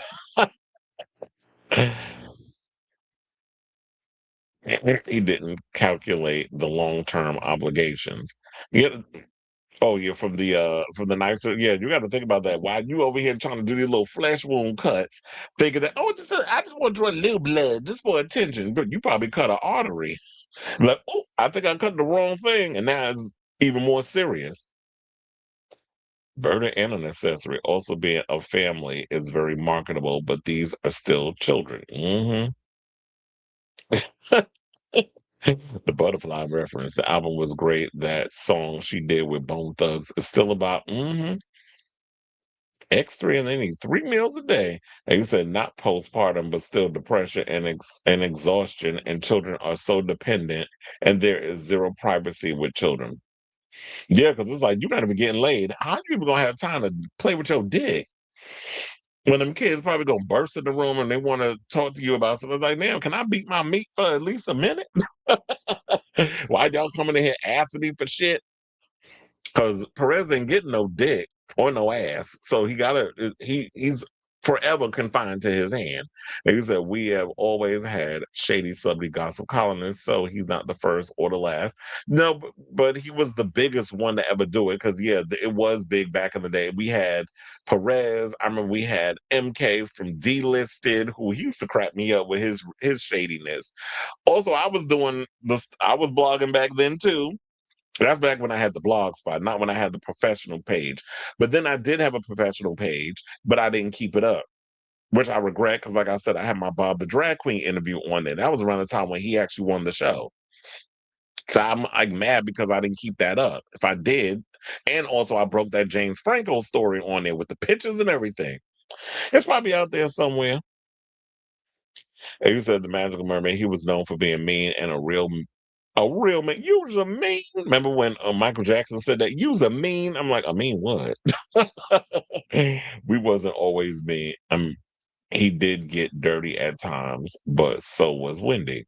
Yeah, Wendy. Child, don't give me something on Wendy Williams. I love Wendy Williams, but Wendy was crazy. Wendy was worse on the radio than she was on TV. The picture of Jared Padalecki makes me cross my knees. If y'all don't leave my Dilf alone over an innocent mistake, let me tell you, I was like, Jared Padalecki can get it. I always thought he was cute. He skated a fine line a lot of times. He obviously didn't invest for the future. They can hire a clean. Well, yeah, there's that. They could hire a cleaning team. Child, I ain't gonna say it because they're gonna make hey, you racist. I mean, he is in Miami in regards to the cleaning bee. Yes, I think he is a narcissist. But here's the thing. I would say, like, isn't everybody who is in entertainment a narcissist in one way or another? There's some that are way more extreme. Like he I would put it like, could we put him on the level of like Donald Trump level of narcissist? He might be one of those. I think there's levels of narcissism. There's some people that could be a little narcissist. Like I have moments where I could be a narcissist, but I'm also like very modest in a lot of ways. I don't like drawing attention to a lot of myself. Like one of my coworkers discovered that I do the blogging stuff, and he'll always be up in there talking about, oh, he does videos and I'm sitting like, I ain't want everybody to be knowing of what I be doing. So I do not tell people at work what I do. Um, but it's hard to escape it when your videos are going viral all over social media and you got all these little reels and things that's popping up and somebody happens to scroll by the video and they're like, know him. Why does it look like and then they realize who it is. You said 3 hour car drive. No, 3 hour car drive is not much of anything. Let me tell you, California is huge. It is so damn big when you just driving through there. So, um, 3 hours is not bad, but some people don't want to do that drive. Breaking news: I just got my tickets to see Charlie, and she just launched the Angel tickets, which is $20 ticket. But here's the kicker: you won't know where you're sitting. I don't like that. That I'm buying a ticket and I don't know if I'm going to end up in the bleachers, like in the boondocks, or if I'm going to end up on the floor. I don't like that idea. I like knowing where I'm sitting. Although at times when tickets are kind of like we do upgrade guests to move further down because we be having that one person they be like, I was in the 300s and then they gave me physical tickets and I'm now in 101. Like I had that yesterday for but I get that quite a few times if I'm on six.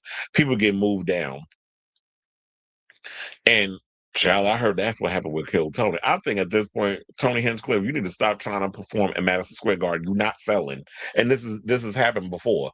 Like I already heard from my coworkers, because I didn't work any of them shows. They told me that he did not sell out the 200s. He only sold out the 100 level in the floor.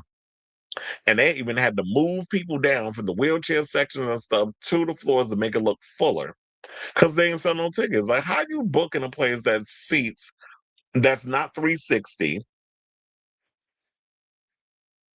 The cap would be like 15,000. Child, he only did 7,500. You should have just did the theater and called it a day. And doing 2 nights, no, you need to scale it down to one. Or how about none at all? So I just think that people are just not here for Tony Hinchcliffe, and with the whole Trump thing that's going on, people not feeling him. He's not funny. Um, and a lot of the comedy and stuff is low hanging fruit. It's like I was telling my coworkers yesterday. I'm like, I love an offensive joke. I love an offensive joke. We say offensive shit on this show, but there's got to be some creativity and some cleverness to that offensive joke. You just can't be out here thinking, "Oh, I'm going to say something funny." Puerto Rico's a floating pile of garbage. Where's the joke in that? That's just mean spirited. That's just you being racist, especially when Puerto Rico is running out of water.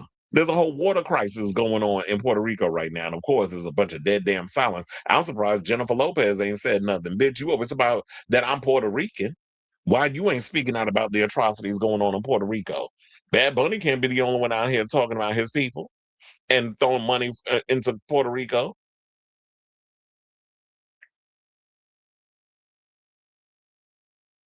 Believe it, ain't Jack in Florida. It's the ATL is more a place for yeah. There ain't a lot going on in Florida. I mean, especially entertainment wise. It's like, yeah, Atlanta is like Black Hollywood. So you can get a lot more done. There's a lot of personalities out there. Carlos King is out there. Tiz Madison is out there. There's so many Tyler Perry's out there. There's so many people that work within ATL space. You can collaborate with a lot of reality stars. Like it's the Mecca. So that'd be the smart place to live. However, Georgia and to Florida is not much of a drive either. Yeah, but I know some people don't want to, like I said before, some people don't want to do that drive. They'd rather just take the plane. The plane will be faster. Me, I'd rather drive because I'm like, I ain't trying to deal with going through all them damn checkpoints and all that mess. So, for what people ask, cheaper tickets, you leave the venue to choose where you sit. I'm like, that's pretty much how it was back in the day. You picked a section, and where you sit is where you sat. Well, that's like general admission because we do that. We only do that when we have DJs, like when John Summit came and DJ'd, um, they go into the section that they pay for, but you have to stay in that section and you get that seat. And your seat is your seat. So the moment you get up, it's no longer your seat. Media capital, LA would say otherwise. Well, yeah. I mean, look, but we could windmill on LA. LA got a lot of empty damn studios, quiet as it's kept. There's a lot of vacant studios out there in LA, whereas New York, we are kind of the media capital. I mean, we have a lot of talk shows and stuff that's out here. Kelly Clarkson was out here doing her, they moving people over to New York. We had Screaming for Hudson got her talk show out here. Kelly Clarkson had her talk show out here. Sherry Shepard had a talk show out here. The View, all these talk show conglomerates, they were all kind of Tamara Hall, all of them are out here in New York. So a lot of media is done in New York. You said definitely would not be surprised if we tried a reality show route. Well, one of the things we did talk about in regards to Perez is that we was talking about like, yeah, apparently they said his finances was drying up a bit. He was going through financial struggles. He wasn't working around the time when he had his sepsis thing where he almost died. So he wasn't able to work and keep the money and stuff coming in, especially when you raising 4 people. Well, I said taking care of 4 people, I should say. The mother and the 3 kids. So um I know like Vegas was cheaper, but isn't Miami even more expensive? Like we just did a whole thing on here where they said that living in Miami is way more expensive. So, where they said they surpassed New York City as the most expensive city to live in. hmm And so they were saying like a lot of opportunities, and he was trying to say yes to a lot of things, but a lot of those opportunities were falling through. So money gets tight. When a celebrity confronted him, he just froze up, thinking none of them would stand up to him. When they did, he acted all surprised. When Sposh Pie stood up to him, he said, "I'm sorry." Well, look, he's also told people to suck his peen. when they've come after him. I believe he told Angelina Jolie to suck it. I should be laughing, but yeah, that's what he said to her. Um,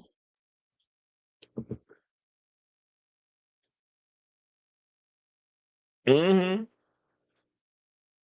Oh, when you said flow, I was thinking, man, kiss my grits. Not that flow, but you said Bad Girls Club. He is a self-deprecating narcissist.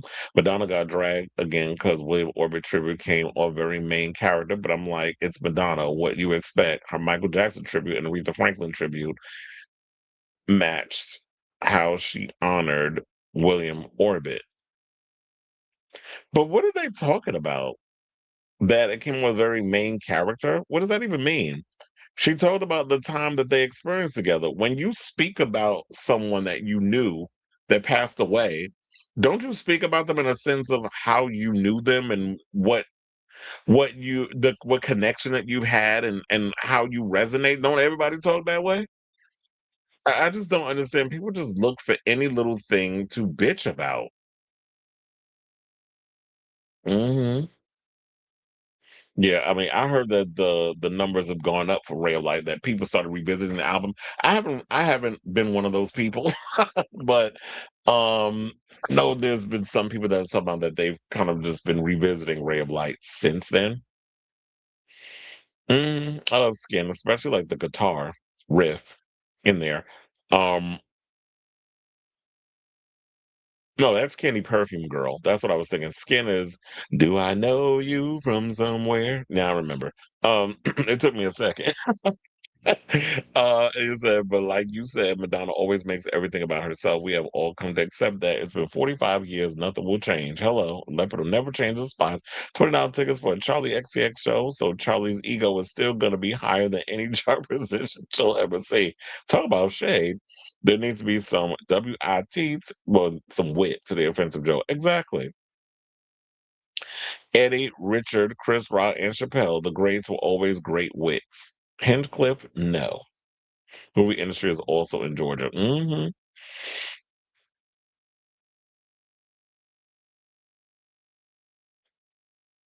It was. Child, speaking of which, did y'all see that clip that's going around with Tyra Banks and Law Roach going at it on that episode of Project Runway? That shit was a cackle. Now, I tell you, I have not watched Project Runway since the first episode where Q and Plain Jane were up for elimination and they both went home. Since then, I haven't watched it. But I will say this, with all this mess going on regarding all this, it's kind of got me like, I might want to watch the show now because Tyra, who to me, I don't know why is she on this show. Her fashion sense has always been a chop. She's always been one of those girls that's been on the worst dress list. I think Helen Keller would probably dress better than her, and you know that bitch can't see nor hear. So I don't understand why Tyra is up there critiquing fashions and her fashions be a mess. Same thing with Heidi Klum. Heidi Klum's always been on the worst dress list, yet you hosting a show about fashion. Make that make sense. Mm, that's true. Hella messy. And yeah, the view will always be in New York. Ugh. Mm. He said Bruce Kim was on Michael Rosenblatt's show. He was asked what happened in Hollywood. Men are told how to behave and act, and it's hurting them. A guy sneezes and said, I spooged in the Kleenex. Possibly stand up to him was hilarious. And a female complained he was fired, so men left because they're not allowed to be themselves. Yeah, because yesterday when I was when this couples was leaving, this girl was like, "Men are." She said, "No offense," but she looked at me, but she was like, "Men are fucking insufferable." I started laughing because as they were leaving was when he decides to go to the damn bathroom. She told him to hold it, and he was like, "I'm holding it." After all that beer and stuff you drinking, they have to realize like when you start drinking beer it becomes a waterfall. Like you can't stop it. You got to constantly go to the bathroom. And so she got mad because I guess they were ready to leave. And the girl's friend the girl's friend got mad at her because she wanted to go, and the show went on. The Red Clay Strays went on way longer than they were supposed to. We thought the show would be over at 11 o'clock. Why the motherfuckers didn't get off the stage at 11:30? And I was already there at a 5 o'clock call time. So you can imagine having to sit there for long hours, listen to music you don't particularly care for, and these people don't want to get off the stage because they so happy they sold out Madison Square Garden and they were deciding to do a live album. I'm like, I don't care. Get the fuck off the stage. Although I will say this, I got overtime. I definitely got overtime, so I'm not mad. And the overtime checks, let me tell you, little coins. So I'm not mad. That's the only thing I always look forward to. When the overtime kicks in, then it makes me not be as upset over the fact of me having to sit there and deal with drunk people for damn near 8 hours. Anyway, it said, remember when people said Madonna made her tribute speech to Aretha Franklin all about her? They're saying that again about her William Orbit trip. Yeah, I think that's what Robert was getting at. He really gets to see how Britney felt now. Or does he see it? Because, ego. Madonna can have an ego, but she always gave credit where it was due. She respected her contemporaries that passed and people she has worked with, especially since she's one of the last of the Elm Street children. She's a Leo. They're all like that. And one exactly. And it's Leo season. My father's a Leo. I got a cousin that's a Leo. My aunt's a Leo. I know a lot of Leos. What business does Tyra Banks have on a fashion design competition show? Sure, she was a model over 2 decades ago. Yeah, and people put you in clothes. So, you were basically a walking coat hanger. Like it's not like you put the outfits together. Now she's in this whole era of I'm a big girl, so now I'm gonna just sit up there and wear trench coats every episode. August 16th. Should be 48. Should be 68. That should be 48. I'm sure Madonna would love to go back to being 48 because that's when the confessions era happened. Anyway, that was a good thing that we spent the time yapping about Perez. But let's get back into the rest of this messy show. And let's talk about Brad Pitt. So Brad Pitt recently did an interview with Esquire and revealed that he is no longer sober. Because remember, back in the day, he was drinking heavy when he was married to Angelina Jolie. And they said that a lot of what transpired between his kids no longer want anything to do with him is because he was drinking like crazy. There was a private plane incident that happened where I believe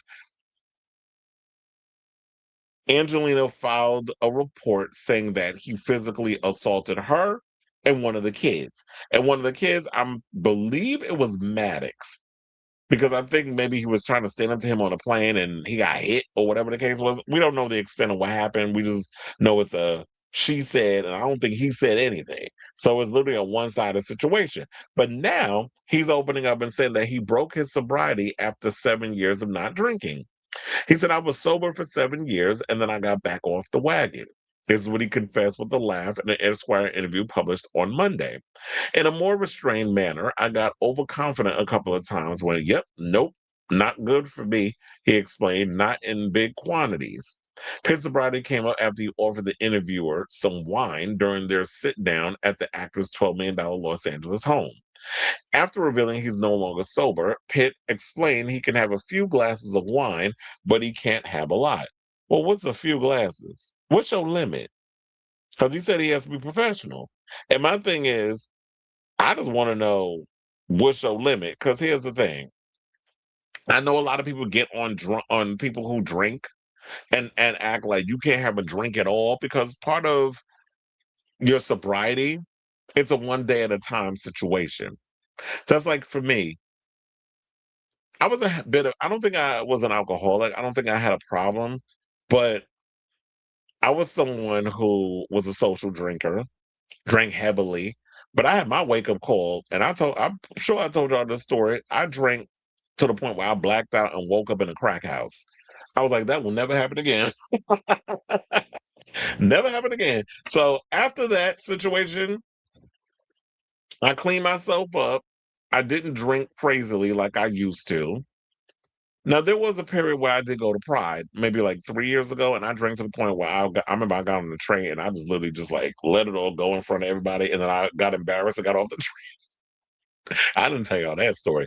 And then I remember I was at 71st Continental and I literally passed out on the bench.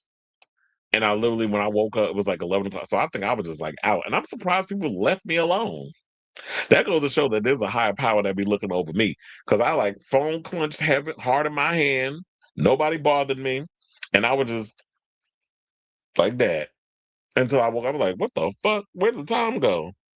It was like 11 o'clock. I was like, oh no, I got to get home. And then I passed out to get on the bus.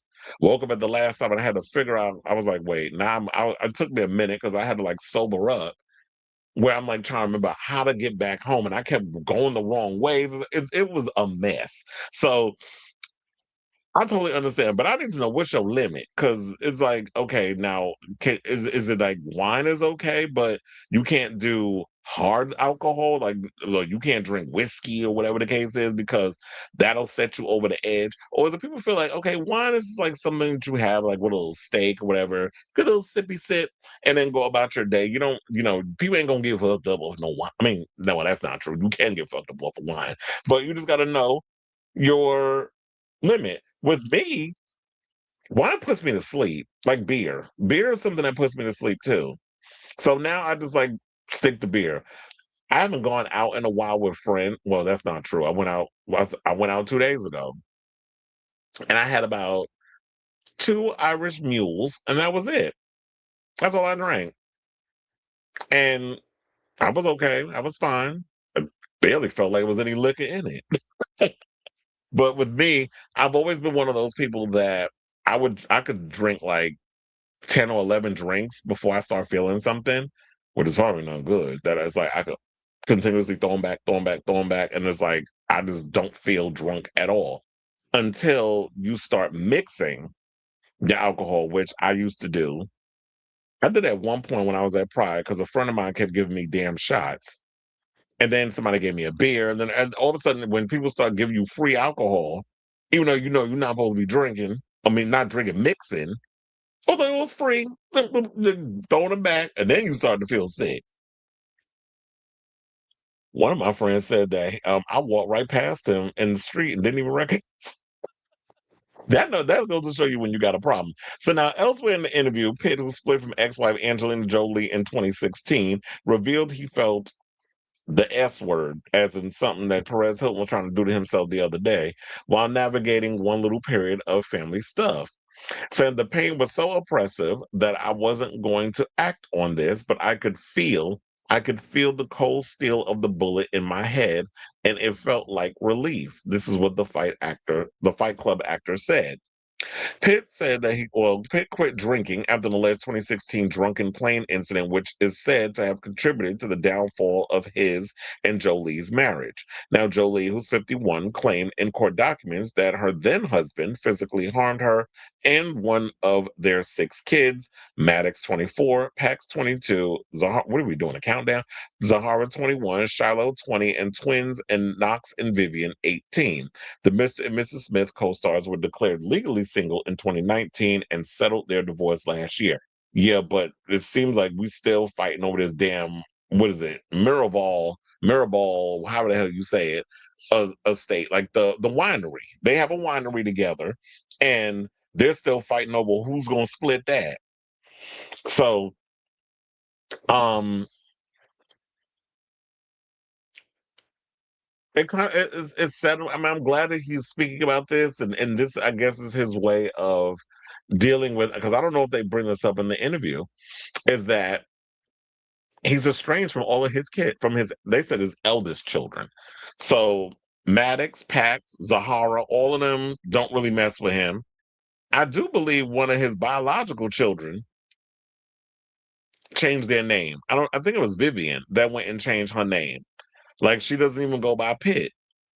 So I really wish there was a way for him because I'm glad that you're speaking out about your drinking and how that may have caused damage in your relationship with your ex and you ain't really say that about your kids. I really wish if this was the direction you were going into, that there were questions that would have been brought up about, do you feel like your drinking affected your relationship with your children, with your 6 children? And the fact that how they've decided to drop your last name and decided to go by Jolie. Because a lot of people out here thinking that Angelina's done poisoned them kids and have got them thinking a certain way about their father. But my thing is, if I have children, and regardless of how I feel about my baby's mother, I'm going to move heaven and earth to still maintain a relationship with my children. Now, if y'all want to go off and live with your mother full time, and you want to come over to the $12 million mansion for a visit, like we could hang out for the weekend or whatever the case is, y'all could come over and kick it and we'll do dad stuff. But if I mean, I wouldn't be upset if you want to live full time with your mother, but I would want to contribute something to my kids' lives because what you're not going to do is it's not going to be a one sided relationship, and you're not going to bring another man up in the picture to be raising my kids. That's just me and my ego. Sorry, but um, I wish there was a way that the reviewer, because it doesn't say it in this article, would have asked those questions unless those questions were off limits for them to bring up. So now, and I do remember this interview when he did Dax Shepard's Armchair Expert podcast. He revealed last year that being pretty much on his knees and needing to wake the f up in some areas where he took his when he went to AA. And said I was trying anything and everything, anything anyone threw at me. It was a difficult time. I needed rebooting. Now, the F1 star also admitted that while it felt daunting as his turn was coming around the circle, he felt inspired after watching everyone be so open and said, it gives you permission to go, okay, I'm going to step out on the edge and see what happens. And then I really grew to love it. So I'm glad that he went and got the help. I guess it's a one day at a time situation. And I guess some people feel like, okay, so drinking a couple of glasses of wine. I mean, you have a winery. You have to drink the wine. You can't be sober and own a winery. Well, at least a piece of it, because I don't know that I feel like these two are still fighting over this winery. But if you have your own brand of wine or whatever, I mean, I can't be 110% sober, but I'm no sober coach, so I don't know what the protocols and things. I'm not going to act like I'm an expert or any of that other stuff. So I'd definitely like to hear from some sober people or some sober coaches or whatever, whoever is more well versed in the situation. What do you all think of this story in regards to Brad Pitt saying that he's no longer sober? That after 7 years, he got back off the wagon. I don't know if there was any reiteration on, or if they expanded on them, like, well, are you back in recovery? Like, have you stopped drinking? Or is it this that now you know your limitations after going to AA meetings and this and things of that nature, that you know where your stopping point is? Because trust and believe, now that I'm older, I'm very well aware of, okay, this is my limit. I can't have any more. If I have one more drink, I already know I'm gonna be a mess. I'm gonna be blacked out. I'm gonna do something crazy, and I'm gonna be thrown out in the street, which has happened to me before, by the way. That I got blacked out drunk to the point where it was like I woke up and I was outside the club or whatever on the ground. I was like, how did I end up here? How did I get here? Anyway, um, let me know what you guys think of this story in the comments down below.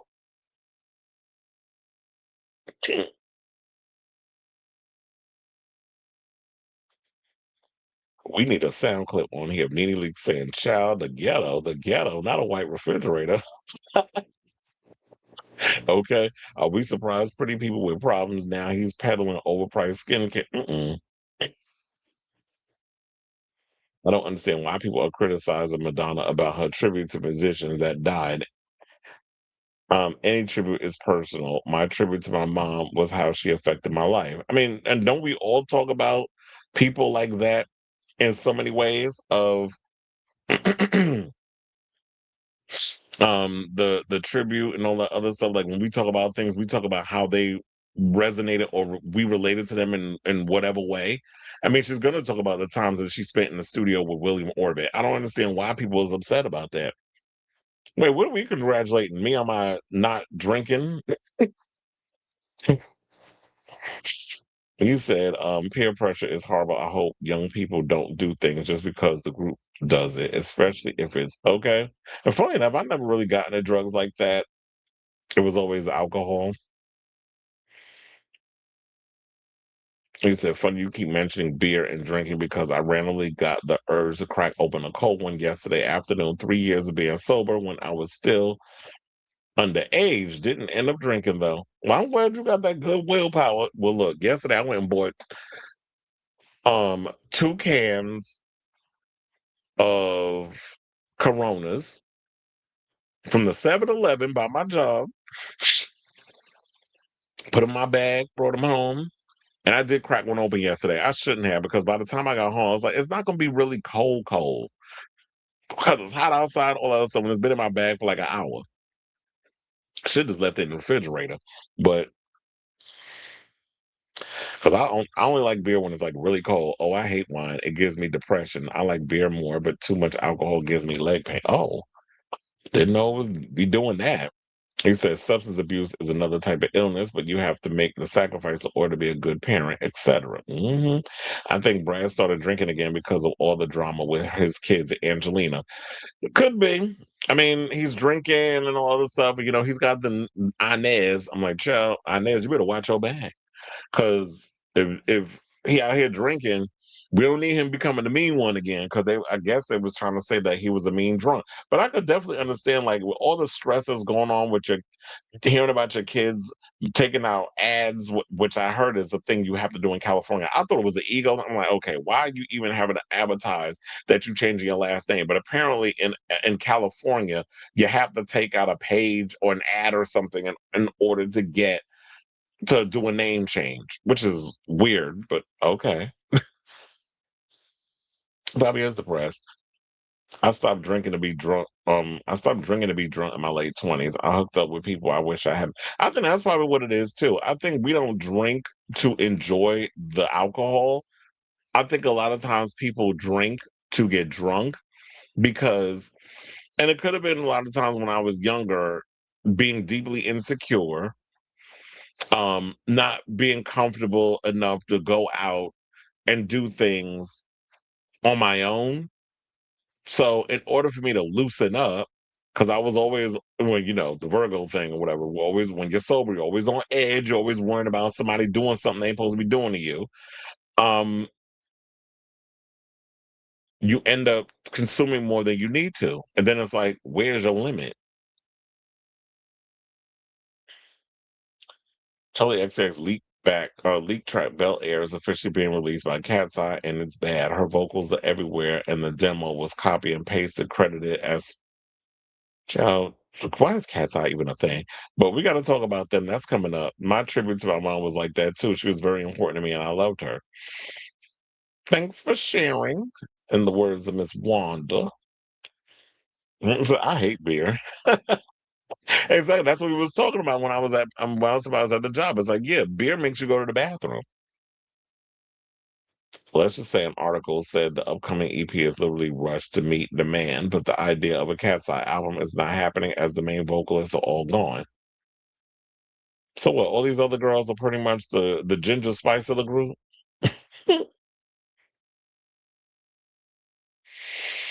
All right, y'all. So now let's get into this messy. Since we talking about mess, we got more mess. Let's talk about Luann de Lesseps. So the Countess recently got called out because instead of her saying Henny is from the block, apparently Henny is from the hood. So I don't know if y'all watched the new Ultimate Girls Trip where they got all the icons from the Real Housewives on this show. Nene Leakes, I believe. I don't know if her parents came up yet. I seen the little sneak peek or whatever with her and Portia on YouTube.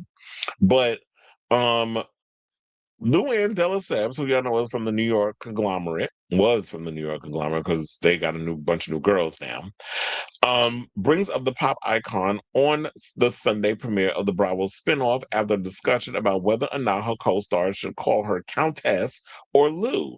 Now, Luann was previously married to French Count Alexander de Lesseps, earning her the title of Countess, which she has since turned into a brand for her cabaret show.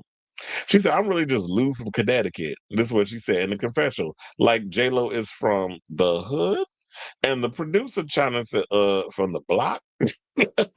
And so she apologizes. And Entertainment Weekly asked the reality personality about the remark at the premiere party for the Real Housewives Ultimate Girls Trip Roaring 20s at the Lobster Club in NYC. And she basically resorted to as I couldn't think. Because let me tell you, I lived for many years in Europe during the 90s, 2000s. Of course, I know Jenny from the block, but I forgot. So I said the hood. I'm a little embarrassed. I hope J-Lo is not upset with me because I love her. Child, you think Jennifer is out here worrying about you basically making a flub and calling her J-Lo from the hood? I mean, on one hand, it might be an honest mistake, but on the other hand, I know people will look at it as here go these uppity New York white women who automatically equate anybody who is othered from being from the hood. And it's like, Jennifer, yes, she's from the Bronx, but not a part of the Bronx where she lived in the hood part. Because we saw like, remember that episode on MTV? I can't remember what it was, like a documentary or whatever that they was doing with her. I think it was MTV or VH1, and she walked to the house and was like, "I used to live here," and he goes, "Who? Me, Jennifer Lopez." And the guy was basically he channeled Mariah Carey. Was like, "I don't know her." So that was a hilarious clip. That will forever be iconic. And we do see that clip rotating every now and again.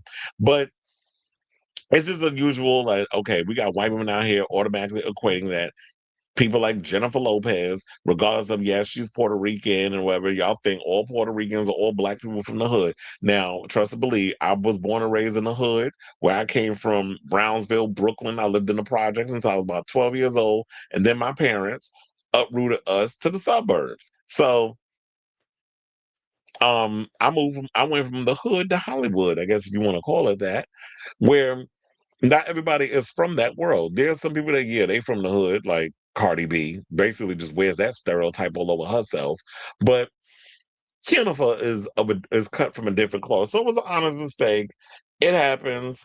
Um Now, in regards to the whole situation, I should say who's on the show because I was trying to remember who was on there. So they got Vicky Gumbelson. I don't particularly care for that racist. See you next Tuesday from OC.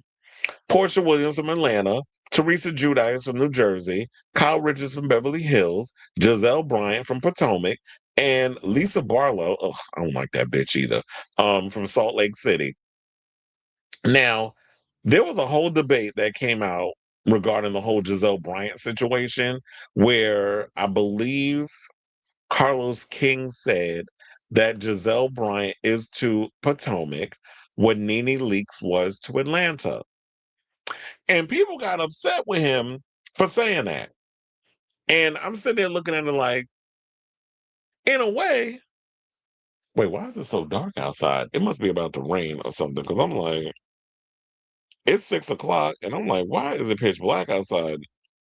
Anyway, oh damn, I spoke too soon. Y'all heard that thunder?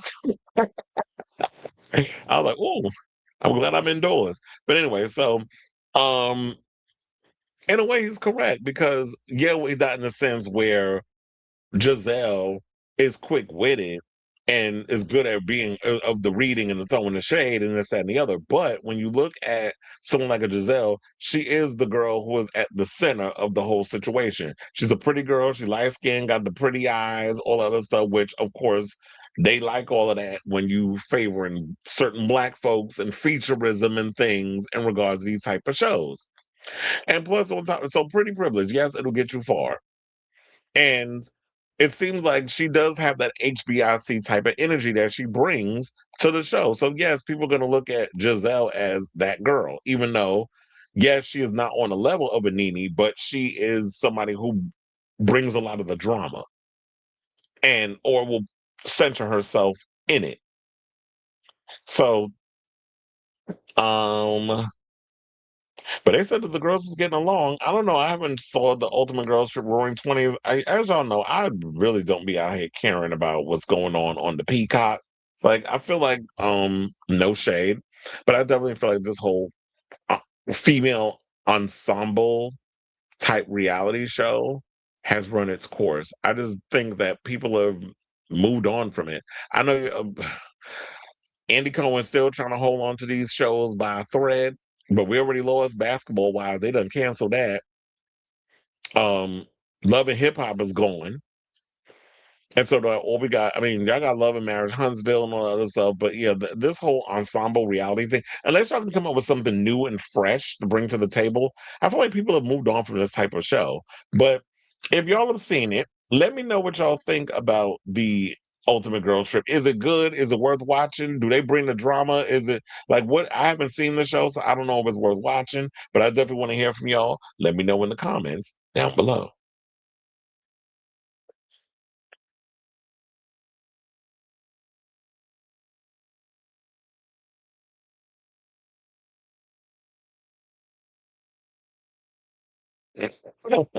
The feeling of disassociation could be relieving.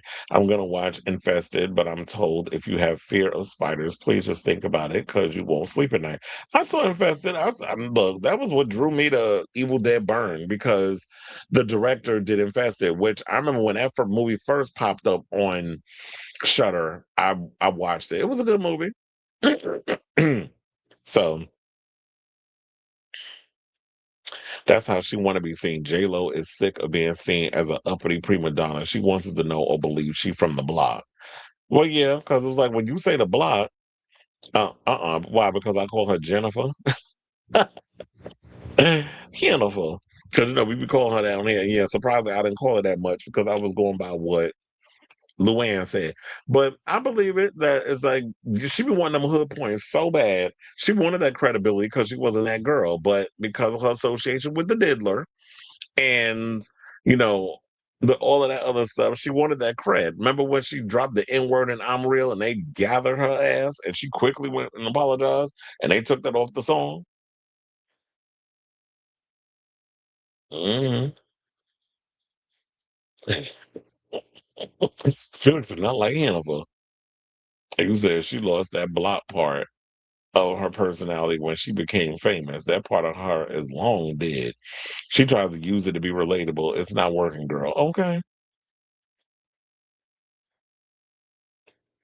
Yeah, that's what it seemed like. It seemed like Big Brother and Love Island, those shows are really getting people going. I don't know if people are gravitating towards the challenge, which I have not seen, but that's out.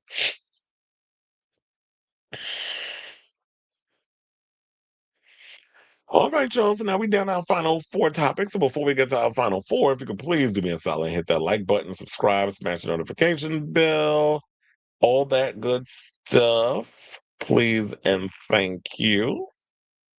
Do you like Madonna and Kylie remix?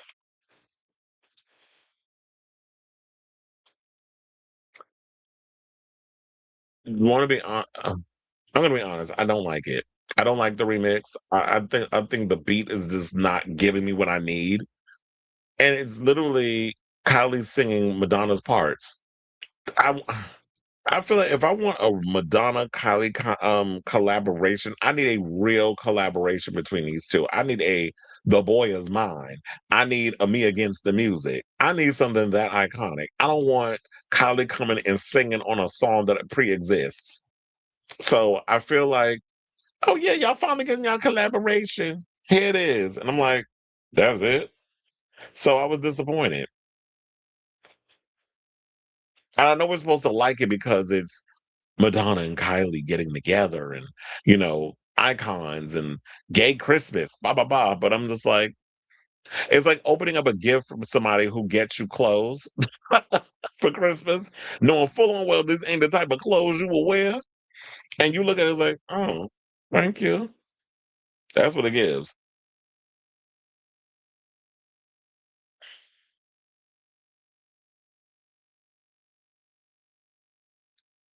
Well, yeah, I pretty much spent a lot of my 20s, my 2000s and 2010s watching it. Speaking of spiders, I watched Spider-Man Homecoming last night, and Garcelle is in it as one of the girls' moms. How did I miss Garcelle being in the movie? And I looked dead at the screen. I got to watch that again because I'm sure I missed a lot. It's like throwing us scraps. That collab should have been a moment. Absolutely. And it felt like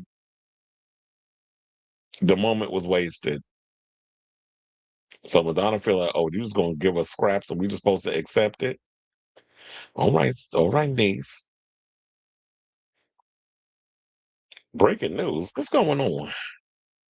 What's the tea? Hold on. 'Cause I'm getting so many damn messages. Yes, this is a slow news day. Oh yeah, I heard about Lauren Berbert's son. Child, did y'all hear this?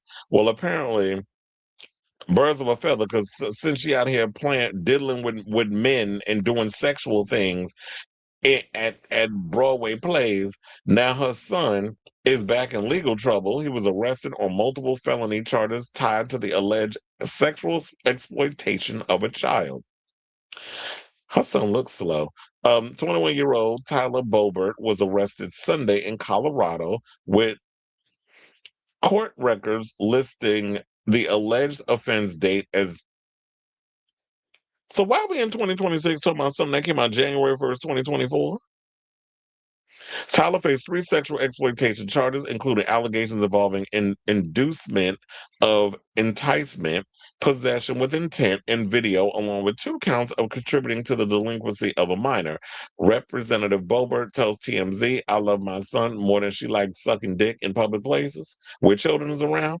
I love my son. Allegedly, we take these allegations very seriously and here they go with the prayer shit. Pray for everyone affected during the girl. Take them prayers and shove it up your funky white ass. Now he is said to have posted a $10,000 bond, probably from his mother, and was released the same day. His next court appearance is scheduled for August 19th. As reported in February, Tyler was cited for misdemeanor child abuse without injury after his 2-year-old son wandered out of Representative Bobert's Colorado home while Tyler was watching him. It was the second time in less than a year he faced a similar charge. Representative Bobert said at the time there was no excuse for the incident and she was very frustrated. Well, girl, why didn't you send prayers for that? Representative, they said Tyler became a father in June of 2023, and in 2024, he was charged with 22 counts tied to vehicle break-ins and property theft, including multiple felonies. He later entered a guilty plea to attempted identity theft as part of a plea deal, with other charges dropped and was put on probation. It's funny how this boy keeps getting away with all the stuff that he does, but at the same time, it's giving, you know um, birds of a feather. It's like where they learn this shit from. It's very on brand. That's all I'll say. Moving right along. Because glasses can't tame her own damn child. We'll never get an original because Madonna's a control freak. So it's the Madonna take on the idea. Excuse me. Kylie song. I hate that Madonna can't allow outside writers and find the perfect Madonna song without input. I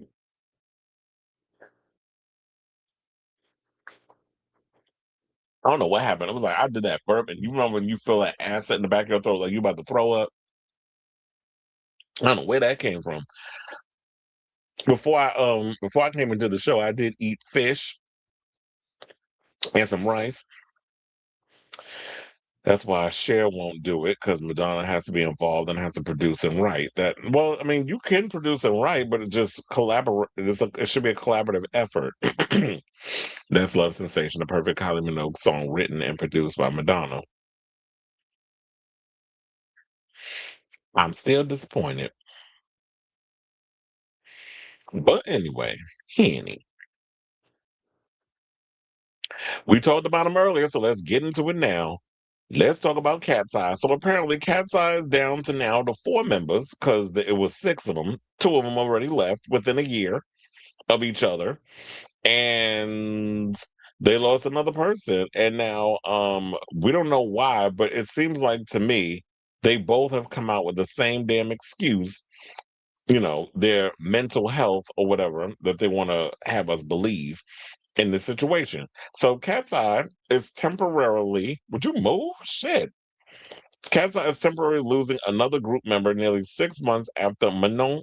Bannerman went on hilarious, went on hiatus, saying, quote, "It truly breaks my heart to have to miss out on a lot." Sophia Laforteza wrote via her Instagram stories on Friday, August 7th, while announcing her decision to take a break from KATSEYE.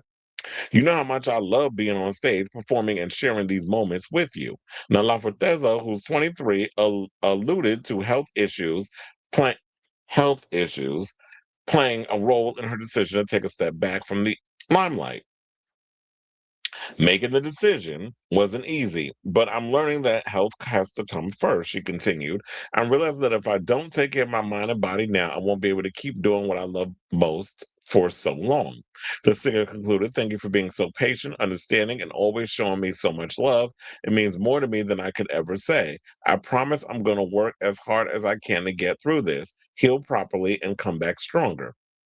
Until then, please continue to be kind and give KATSEYE all your love and support as we fulfill our promise to show up for you in every way we can.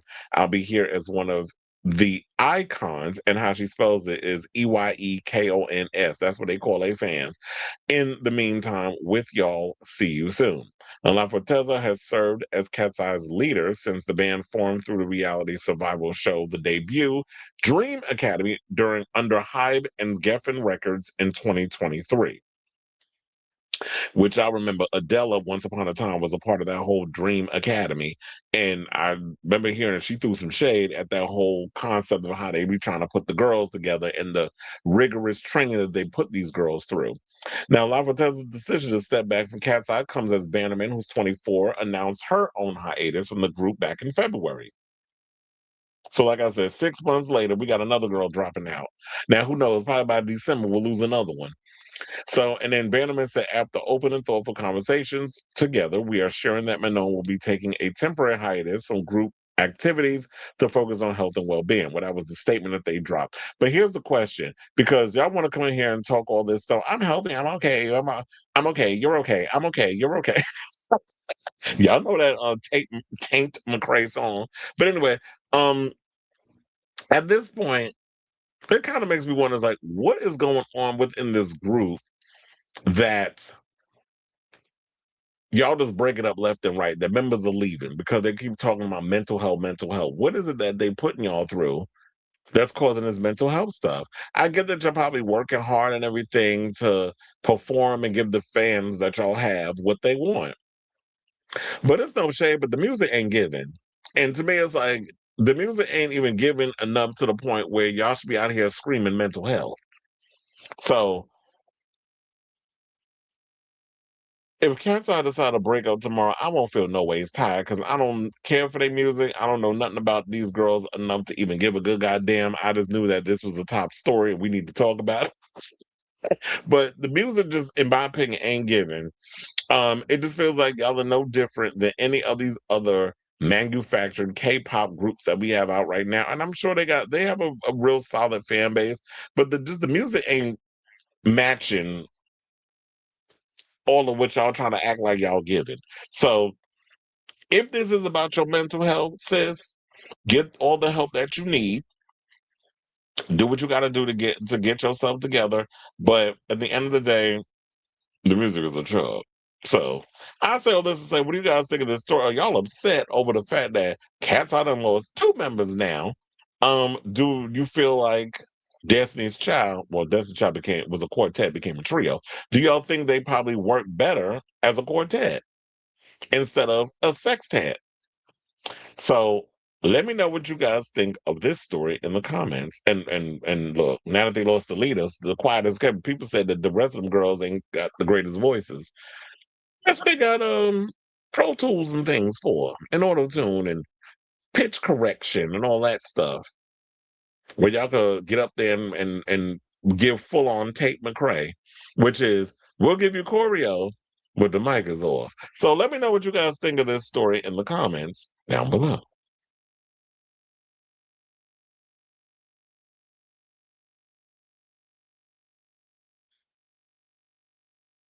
Well, Mike says that he loves the remixes.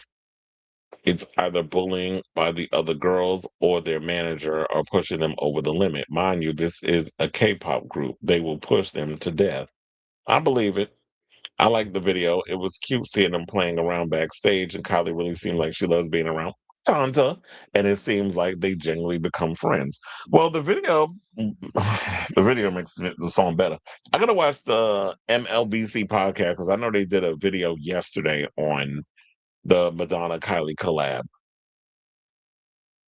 Should have mentioned this when we were discussing Zara Larson overshadowing Tate McRae, but the latest singles,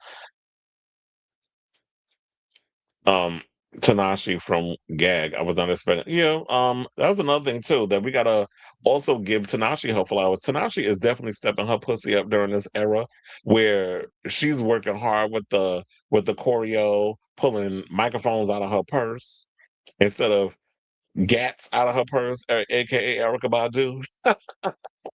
Um, and she's out here serving with the songs, the choreo, and I'm glad she's independent because it's like Tanashi is dipping it and doing it. And that's why I like give the finger to friends of mine who was like, oh, we gonna pay Tanashi dust. She ain't all that, whatever the case is. I'm like, but you out here simping for whack ass Ariana Grande and her boring ass music. So at least she out here giving something, unlike Tate, who sits and poses and tries to be cute, but there's this nothing behind that performance. Like, I don't feel nothing from her. I don't feel that hunger. Too easy reminded me of something your friend Peaches would have done. He said that reality show displayed a lot of gaslighting from the Cat's Eye management team, and they have literally no control over what they do, wear, or sing. Which is why I'm like, I would never want to be a part of something like that where it's like you telling me I can't wear what I want to wear. We can't bring no kind of personality to the music that we do. And the fans just support that. Why? Because it's pretty girls and they look sexy and they do poses and they do K-pop, and because you're a fan of the genre, you're just gonna support it. Back in the day, we used to make fun of people that were manufactured artists. We used to make fun of them. Now y'all accepted that? Y'all, I thought this generation was all about authenticity.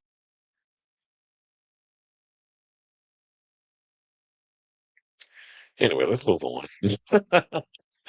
And let's talk about Yanta. So ASAP Rocky recently did an interview with Jason Lee, or as I like to call him, Lipo Lee. So yeah, he did an interview and basically stated that the Where Have You Been singer, because everybody was like, okay, sis, what is going on with the music? It's been almost a decade since we got Anti or Anti, whatever you want to call it. And um he basically said that I'm probably getting in trouble for saying this, but sis is in the studio cooking up some new music. So ASAP Rocky revealed during an interview on the Jason Lee show, posted Wednesday, August 5th, that Rihanna is back in the studio and actively recording. Rocky pushed back against the theory he's the reason that Rihanna hasn't released a new album this decade due to their relationship and having 3 kids together. He said, nah, yo, she in the studio right now. Yeah, I said it. Sorry, babe. Like, bro, she working. She cooking. No funny ish. Damn, I'm gonna get in trouble for this.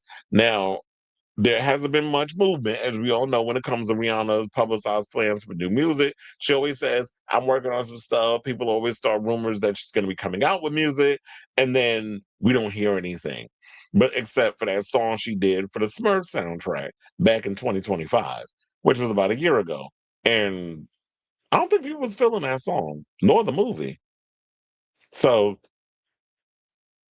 one of the Rihanna Navy is probably hyped to hear that Riri's back in the studio. The Rihanna Navy is excited to at least get a new album from Riri.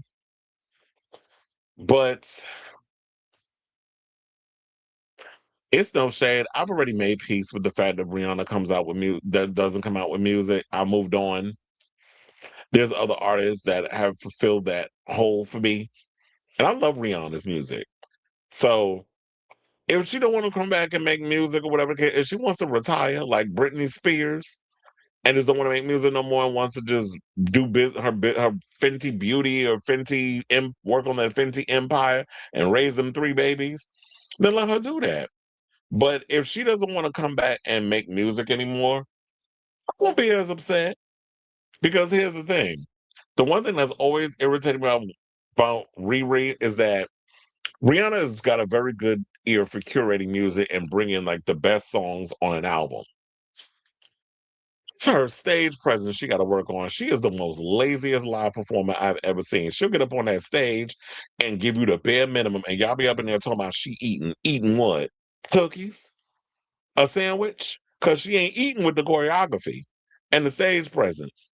So I need Riri to work on that. And I know some people try to make excuses even for the whole Super Bowl thing when she was pregnant. I will let her slide slightly.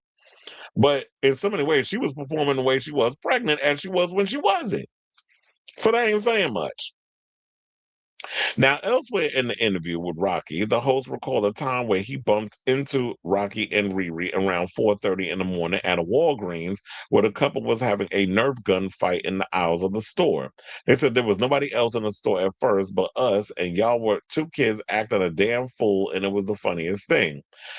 Of course, he always got to find a way to make something relatable back to him. That's one of the things that makes me groan about Lipo Lee. Now, the last time we got an album from Riri was, I guess now we could say it was 10 years ago because it was 2016 when Auntie came out. And it's been 2 weeks on top of the Billboard 200. She, we already talked. Well, she recently performed at. Oh yeah, now I could use this as a thing because I totally forgot. She was there performing at Yankee Stadium for Jay Z, and people was coming for her because it was like your performance was a mess. They couldn't hear her actually singing. The backing track was, they had to do a little quick fix with that, and she was about she was rusty. Always an excuse, right? So if y'all want to see that interview with Lipo Lee and ASAP Rocky, y'all can go over to his page and check it out. Now, in regards to the Rihanna situation, I don't know. If she wants to come out with music, she'll come out with music. But as I stated before, I made peace with the fact that she isn't dropping music. Yeah, you could be in the studio singing and coming up with something, but will it ever see the light of day? Has she found a direction? What does the music sound like? What are your inspirations? And it just seemed like to me she ain't feeling it. It's not it's not in her it's not a necessary thing that she has. It's not a necessity like Beyonce. Beyonce gotta put out an album. Which word on the street is we might not be getting the rock album until 2027, which I do think is a much better idea because we've had so much great music that came out this year. I think Beyonce definitely needs to release a new album in 2027. So there you have it. I definitely want to hear from y'all. What do you guys think of this story? Would you like for Riri to finally release the music? Or have you, like myself, if she decides or doesn't decide, okay, I mean, I'll listen to it when she drops the album finally. But if she doesn't decide to make music, I made peace with the fact that she's retired. So let me know what you guys think of this story in the comments down below.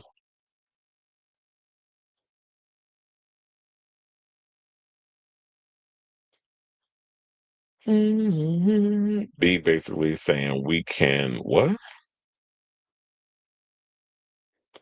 So now she said the industry isn't allowing black pop girls. They only allow us as R&B girls. Nothing R&B about me at all, but I guess pop is only for one shade. Yeah, they don't want black girls to be out here doing pop music. I remember they tried to put Normani in the same category as like the Tanashis and the Zaras and all. I said, first of all, Normani need to actually release music to be considered in any category, let alone the same category with these girls. Pop is slowly becoming a white dominated genre, and that's why the genre is struggling in the mainstream. Part of me wonders how Rihanna and Beyonce would thrive if they debuted in the mid 2020s. Yeah, it just seemed like it was the times definitely was different back then because you could be black and a pop girly. Now it's just like y'all trying to act like you can't do it. And it's like Beyonce was a pop star before she started getting a little more into the culture and everything. Because the black folks are starting to feel like she was getting a little too white. And then um Rihanna's more or less an international pop star because of the whole, she's from Barbados. So the fact of this industry trying to make it seem like white girls are the only ones could do pop, it's ridiculous. And that's why y'all struggling because y'all need the black girls in order to have some type of reference point. I heard that a camel will be headlining the next Super Bowl. Child. So he gonna put himself up there? I mean, he's in charge of putting the Super Bowl halftime together. The Swiffologist said it best regarding Ariana in a new video essay. It's socially and economically profitable to be white and skinny, and that's why she is. She's a shapeshifter. Well, girl, that shapeshifting put you in the hospital. I don't want to hear it. They're trying to segregate people into their predetermined music genre. SZA, Olivia Dean, Normani, Tyler, Tanashi, all stamped with the R&B title. And don't ever get me started on Sloan. I said, you are so white because when I was watching his video where he was talking about Hillary Duff being groomed by Joel Madden, or was it Benji, one of the Mad brothers that she dated and I guess lost her virginity to, a 25-year-old fucking a 60-year-old, nasty. But he went and said because we were talking about Rihanna and her kids. Because she got was it Riot, RZA, and then I forget the other kid's name. But he said I like RZA because it reminds me of SZA. I said, "Child, you are so white." I was like, number one, I'm sure that she probably got the idea for the name RZA after RZA, the rapper slash producer from Wu Tang. Like that just goes to show how I was like, okay, SZA, that's your reference point. Okay, sis. FKA Twigs was originally labeled as an alternative R&B artist back in the 2010s. Yeah, they always try to find a way of when it comes to black to throw the R&B stamp on what it is that you're doing. It's annoying. But anyway, let's get back into some more drama. And let's talk about Justice Smith. So the other day we mentioned some casting news regarding Heated Rivalry, where we had two people who had been cast for the show. I think it was Charlie Gillespie and Justice Smith, who were announced playing Harris Drover and Troy Barrett, respectively. And is based on, characters in Rachel Reed's Game Changers books. So after that, I was like, I'm on for the characters, whatever the case is. I trust in the people who casted this show that, they know what they're doing. And these people are the right ones for the role because we like all the people. Well, I'll say I like all the characters in these shows. Like I have no skin in the game. I don't know much about the Game Changer series. I just know that I like Heated Rivalry. It's a pretty good show, and I was definitely all in with a lot of the acting and stuff that's going on. Y'all use a lot of unknowns in the show because quiet as it's kept, yet none of us knew who Connor's story was or Hudson Williams. I mean, the biggest name I think in this series that we could say is Justice Smith because he's done a lot of projects. He's been in a lot of movies. He was in I think he was in Transformers. He also was in, I don't know, what was the name of the movie? Dungeons and Dragons. He's been in a lot of films. So Justice Smith is like, and I saw the TV Glow, which I was talking about earlier, because the director of that has a new movie out. So with all that being said, they received some backlash, which should come to no surprise because all y'all do is get on social media and start bitching about things. So Justice Smith has addressed online discourse around his casting as Harris Drover in Heated Rivalry Season 2, telling fans on his Instagram story that he is honored and promising, I will take good care of him if you give me a chance. Now, Smith and Charlie Gillespie were recently announced, as I said, and in his message to fans, he wrote, I am moved by the support and love I'm getting from fans in my DMs, fans who have welcomed me with open arms and who already feel a responsibility to protect me. I am beyond excited for that experience. Now, negative comments online were directed at Smith's casting following the announcement, with some fans suggesting Harris would have been cast differently. In the books, he is more cuddly rather than ripped like, oh God. So y'all mad because he's not overweight? Y'all do know how Hollywood works, right? Everybody got to be in shape. I even heard a story about Missy Peltz, who was on, oh my God, what was that show that was on Channel 4? I don't know why I want to call it The Last of Us so bad. This Is Us. Tomorrow she gonna get on that injection to lose weight after after protesting against it. It ain't nobody wants to be cuddly. I mean, if we're going to cuddly, it's fucking fat. Like y'all get on my goddamn nerves. And who cares about how the person's body looks? The person, it just matters of is the person right to portray this character? Y'all mad because Justice Smith is in shape? Like some of the stuff that y'all get pissed off about just makes me want to rip my hair out by the root. I mean, I ain't gonna do it because I like all my hair being where it is and I ain't got no bald spot. But um the stuff that y'all bitch about is so fucking annoying. Now, where was I? Because I just got irritated by the whole cuddly thing. And they said rather than rip like the hockey players that he works with. Now, season 2 is set to draw on Role Model, the fifth book of in Reed's best-selling Game Changer, alongside the focal story of The Long Game. In Role Model, Harris Drover and Troy Barrett are the central couple. Troy is a closeted hockey player who is traded to Ilya's team, the Ottawa Centaurs, mainly known for being the friend of controversial player Dallas Kent, while Harris is the team's lovable social media manager. Series creator series creator. Hold on. That's because I said serious and I thought I said Siri. Series creator Jacob Tierney and executive producer Brendan Brady said, from the start of the casting process, we knew we were looking for actors who could create something truly special together and bring the same depth and heart to the screen, adding, Justice and Charlie do exactly that. They immediately connected with the vulnerability and resilience of the core of these characters, bringing an instinctive understanding to who Harris and Troy are. So when they were talking about casting, if a lot of y'all pay attention, instead of always being wrapped up in physical appearance, they wanted these characters that they chose, especially if they're going to be in a relationship on this show, to exude the vulnerability and resilience that these characters embody. So that's what the main focus should be on, not the fact that how dare you put somebody who's fit in a role for a guy who should be chunky.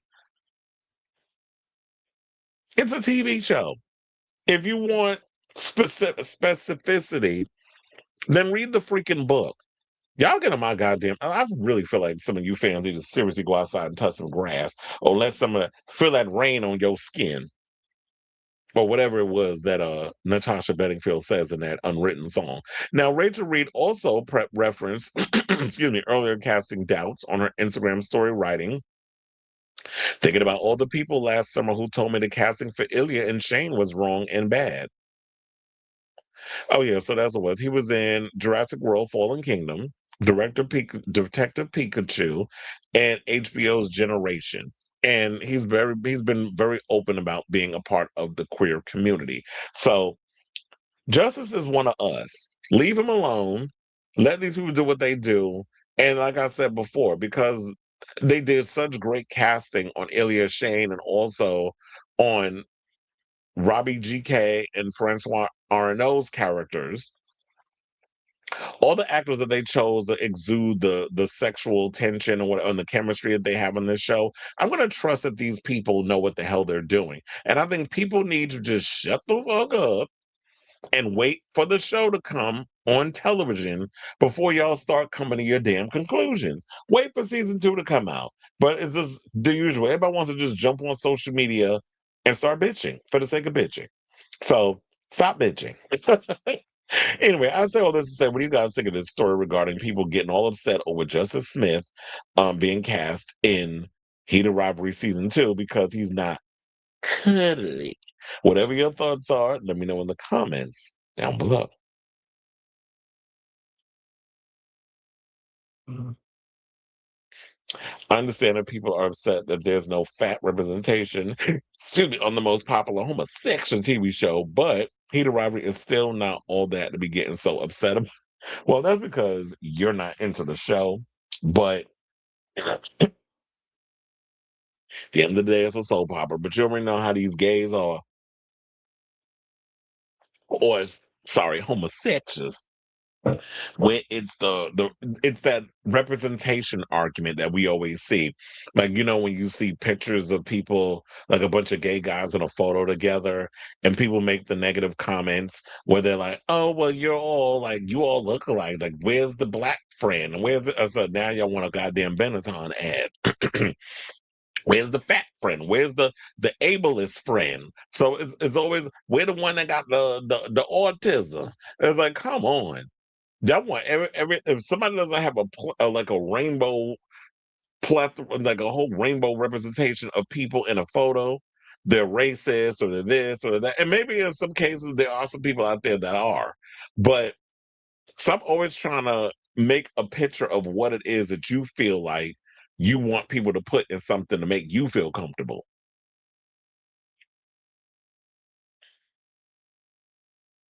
Child, this is Hollywood. They don't want no big people up on their screens. I'm not saying it's right, but it is what it is. All right, y'all. So now let's get into our final topic. And let's talk about this Eureka story. So I had totally forgot that there was a story that was going around that I knew about, I believe, maybe 2 years. When did All Stars 10 come out? So All Stars 10, Maddie Morphosis was actually supposed to be on the show.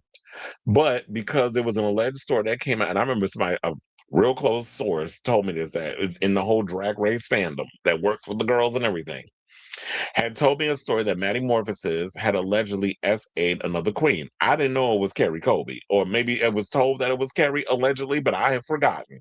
So this came in around the time when it was like All Stars 10. She was supposed to be on the show, and that was the reason why she was taken off, because apparently we're the one that got word that there was some type of assault situation that happened where when got somebody drunk and took advantage. And I believe that it was confirmed that she was supposed to be on the show by Nicole Page Brooks from Atlanta, Georgia, had admitted it when she was beating her face on a live. And so recently, there were some people that came out and started talking about Maddie Morphosis in a more shady manner, mainly Jasmine Kennedy running around on different podcasts and spilling tea. Even spilled some tea about allegedly that Maddie has a Craigslist article where cross-dressers seeking man or whatever the case is. I had sort of clips of that and I cackled. What if you like it? I love it. Everybody got their little fetishes, but she spilled this tea on Kelly Mantle's show. So if y'all want to see the Kelly Mantle show with Jasmine Kennedy, where she brings this mess up, you go ahead and watch that. So recently, there was a podcast, or I don't know if he has a podcast, or I know he has a YouTube channel. Some queen by the name of Boy Gage, and that's with two eyes, Boiigage. And so he asked the question, what is the tea regarding this whole Kerri Colby, Maddie Morphosis drama that's going on? So Eureka O'Hara took it upon herself to get in the comments, because I have that receipt too. I had to search far and wide for that because she deleted it. She decided to take up to social media and post the following. She said, he got one of the girls drunk and took advantage of her. So when Wow realized they were both cast on the season of All Stars, the story was expressed. They sent her home, and that's all I know. I found out after I did her podcast because none of the girls called me to explain. So I don't know how long ago Eureka did her interview with Maddie, or did her video with Maddie Mormon. Says I didn't take the time to Google Schmoogle or look it up, but she revealed that she did the episode "Give It to Me Straight," which is what it's called, and people went in on her about how dare you do this interview with somebody that's SAing and this, that, and the other. And my thing is this: Kerri Colby has not come out and said this has happened to her. She's alluded to things.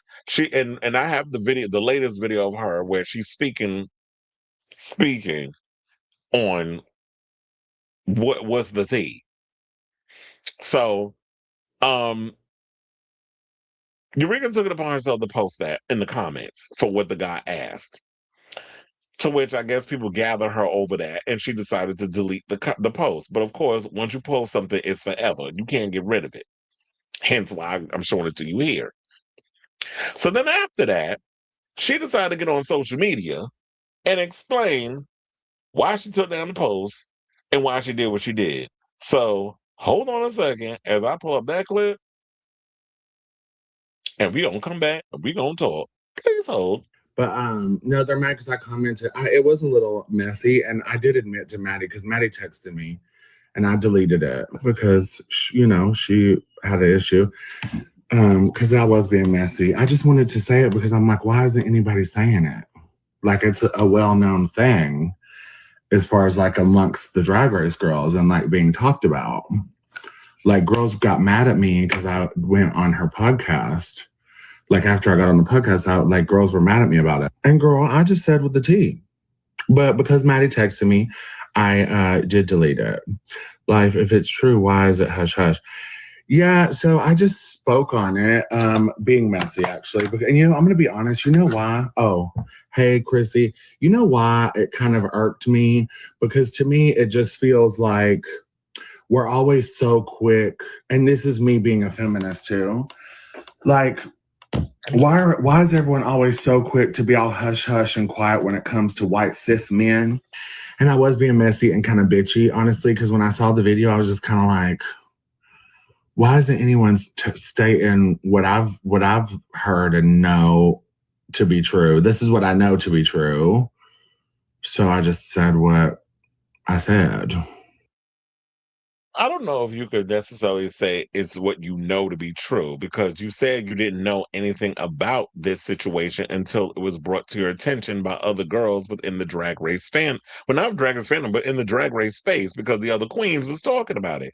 So you took it upon yourself to be the bone carrier and put it out there in the world where it wasn't your place to tell said business. But I found it funny because I seen somebody in the comments said, but she ain't said shit about Shangela. So you got a whole lot to say about Maddie Morpheus not condoning the behavior if it is true on his part. But you've been real quiet with the allegations regarding Shangela, is what the people are saying.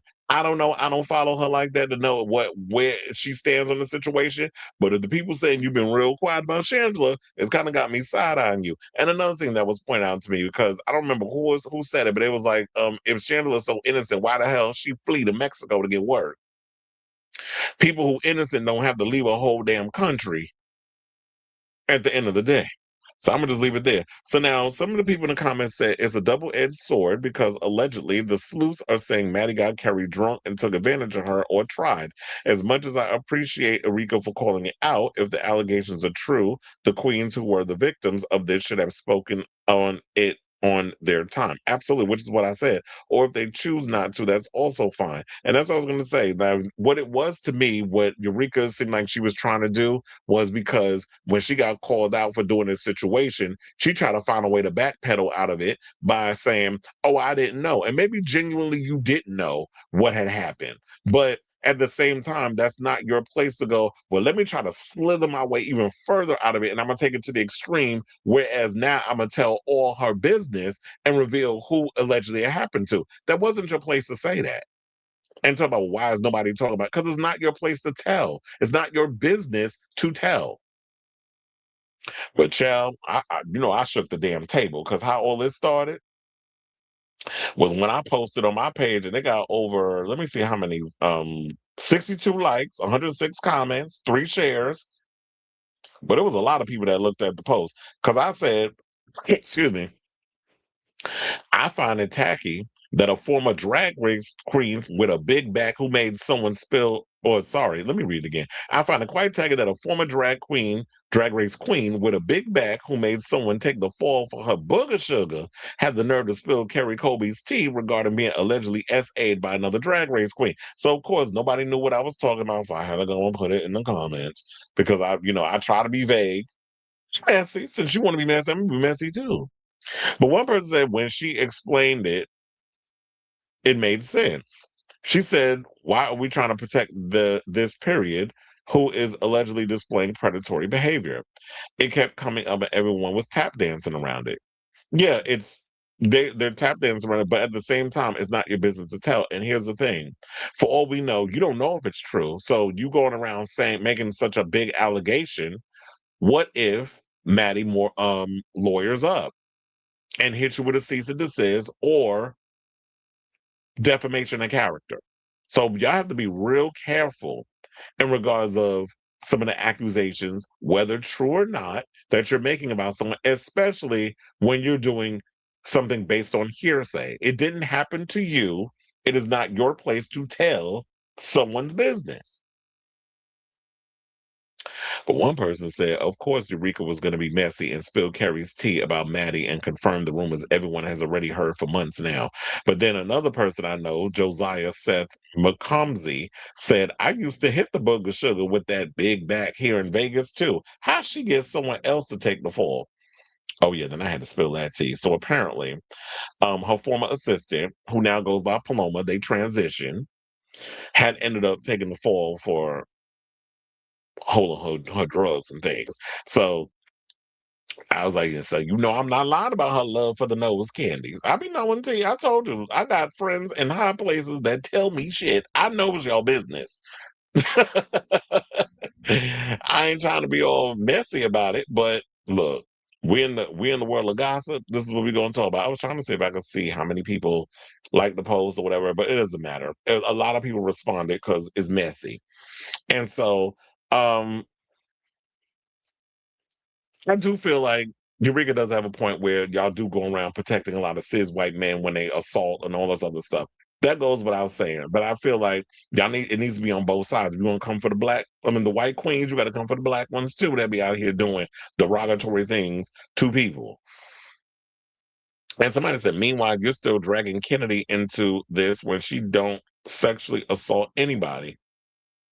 And she even did the right thing by asking Shangela not to attend. So why is her name still in your mouth? Well, no, that's not necessarily true because Kennedy was like doubling down on the whole thing. I'm not changing on, I'm not adding nobody or taking nobody off. She was very much like that in the beginning, where you was making excuses for the whole Shangela thing. But I do agree, it was like all of a sudden the white queens want to drop out and not the black ones. The black ones still right beside her. But Jasmine Kennedy was out here being messy too. It wasn't just Eureka, but I guess because Eureka is loud, she's annoying and all that other stuff, people are gonna drag her more about it. But Jasmine Kennedy was out here doing her shady shit too, going on other podcasts and spilling Maddie's tea. So where's her out? Where's the dragation on her? But that's not all because we also have Kerri's response. And so I do want to play that for y'all. So hold on. Hold on. I went into the wrong damn thing. Um Sometimes you forget how to do my own damn show. Okay, I got it. Let's go into that. Hi, everyone. First of all, I wanted to give a huge thank you to those of you who have been reaching out, making sure that I'm doing okay. I am. It's been a very hectic month. I was out of the country most of July, and now I'm just getting ready for all of my work that's coming up this weekend. But I did want to come in and just talk to you for a quick second. Number one, I am fully aware that there's a lot of discourse going on online, and I wanted to talk about a video I posted recently. I wanted to share and give context that I can right now, that I am planning on doing a more proper sit down to really share my story and my experience. But most of what you've heard about this story has never been addressed by me personally. And it is something that I was involved in. And that was simply what the video was about, was just to kind of confirm that, like, I'm a part of it. Don't think that this is to be treated as gossip or tea or anything of that nature. It is very traumatizing. But again, for those of you that have been checking in on my well-being, I'm doing okay. I'm doing better than I ever have. This is something that happened over a year ago. And even though I'm still not fully sure how to process, I do feel like I am getting to a point where I am in a better headspace for sure. And when I have more to share, I will do so. I just ask that y'all give me a little bit of grace and a little bit of time to share when I'm ready. All right, so she got online and say a bunch of nothing. Per usual, what is what a lot of them do. They love tap dancing around the thing and being vague without saying much of anything. But while she did get love from her fellow Drag Race contemporaries, such as, well, Bitch Puddin' was never on Drag Race. She was on Dragula. But Bitch Puddin' sent some love. Lexi Love sent some love as well. But some of the people wasn't so understanding. Where one person said, I'm always amazed at how people can ramble for 2 minutes without actually saying anything. which is where someone commented, I want to talk, I want to share, I plan to do, I want this and my this, and then I want to talk and share, and I want to share. That's basically what it sounded like she was saying. Another person said, I'm sorry, but how can the experience be so traumatizing one day, but just a day ago, you were vague posting about SA for a TikTok trend in a campy way? Well, y'all should not be playing around with no damn SA. Not in no damn TikTok trend. Um, yeah, but another person, I'm sorry you're dealing with something rough, but you cleared nothing up. You aren't obligated to say anything you don't want to, but it's confusing as an observer. Most of us want to take allegations seriously, but it's so unclear if allegations are even being made. So I do agree. It's like, you know what? Figure out what you need to do, work on yourself. I mean, when you're ready to talk, talk. But at the same time, it's like, I do agree. It's hella confusing when you want people to believe you and support you and all this other stuff. When these allegations are floating around, when the iron is hot, that's when you strike. Not when I'm ready, but then when y'all finally speak up, we done moved on to the next thing and nobody gives a damn. So unless it's a situation where you're trying to dot your I's and your T's across and you're actually going to take this person to court for assault, then I can understand if that's the direction that you want to go into. But you I want to be empathetic and understanding, and on one hand, I am. But yeah, I just feel like these are heavy allegations. You had somebody out here spill your tea without your permission. You got to get ahead of it. You don't get to be like, well, because now your hand's been forced. Now you've been outed. Your business has been told you know, without your permission. So now you're put in a place of like, fuck. Now I need to get ahead of it. I need to speak on it and clear things up and nip it in the bud. That's what you have to do. Otherwise, everybody's got this cloud over their head, and when they see Maddie Morphosis walking down the street, people got all these allegations going against them, and you can only defend yourself for so long before it's like, okay, now y'all defaming me and it's hurting my coins or whatever the case, and now I got to take your ass to court. So hopefully y'all work this out before it gets to a point where it's not fixable, if you know what I'm saying. So I say all this to say, what do y'all think of all this mess surrounding Eureka spilling Kerri's tea, allegedly about metamorphosis, getting her lit, and trying to take advantage of her? Because apparently, I guess when they got that term, he's known as the dog diddler. And that came from Heidi in Closet. So let me know what you guys think of this story in the comments down below.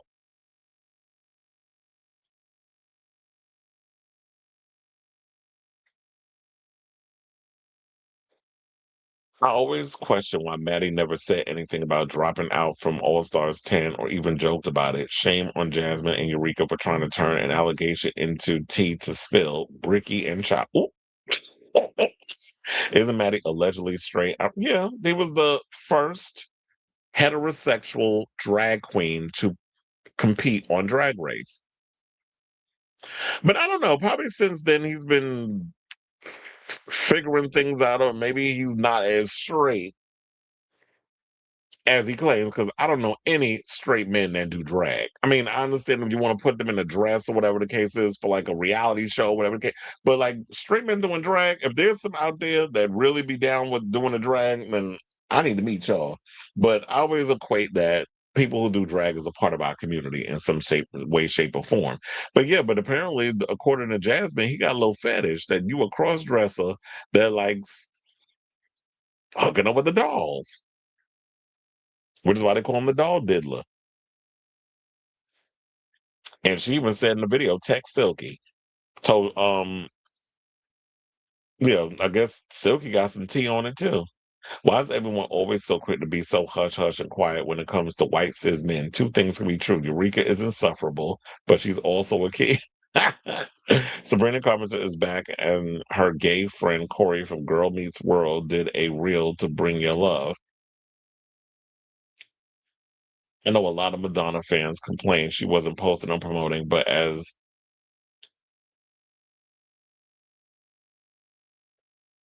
don't know why people don't leave that girl alone.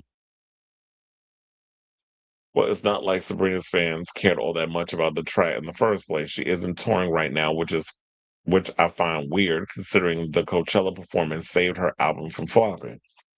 And she probably made a lot of money from doing Coachella. But yeah, I don't know. Sabrina touring, okay. I mean, she doesn't move the needle for me, no way. The touring or the music. All right, y'all. So it looks like we are at the end of today's show. I want to thank you all for tuning in to the latest episode of Chris Allen Unfiltered. Hit that like button, subscribe, smash the notification bell, do all the things that help get this show out there in the algorithm. Also hype it, do all that stuff. I'll be back on Wednesday with a brand new episode of the show. What am I doing? Mumford and Sons tomorrow. That's what I'm doing. So yeah, I'll be doing that. And I believe Thursday they have another show. Then Friday, Saturday is Olivia Dean, and I think I have another Olivia Dean next week. She got a lot of shows coming up. So yeah, do all the stuff. Love you all for watching. Thank you for your continued support. And until next time, ciao, darlings.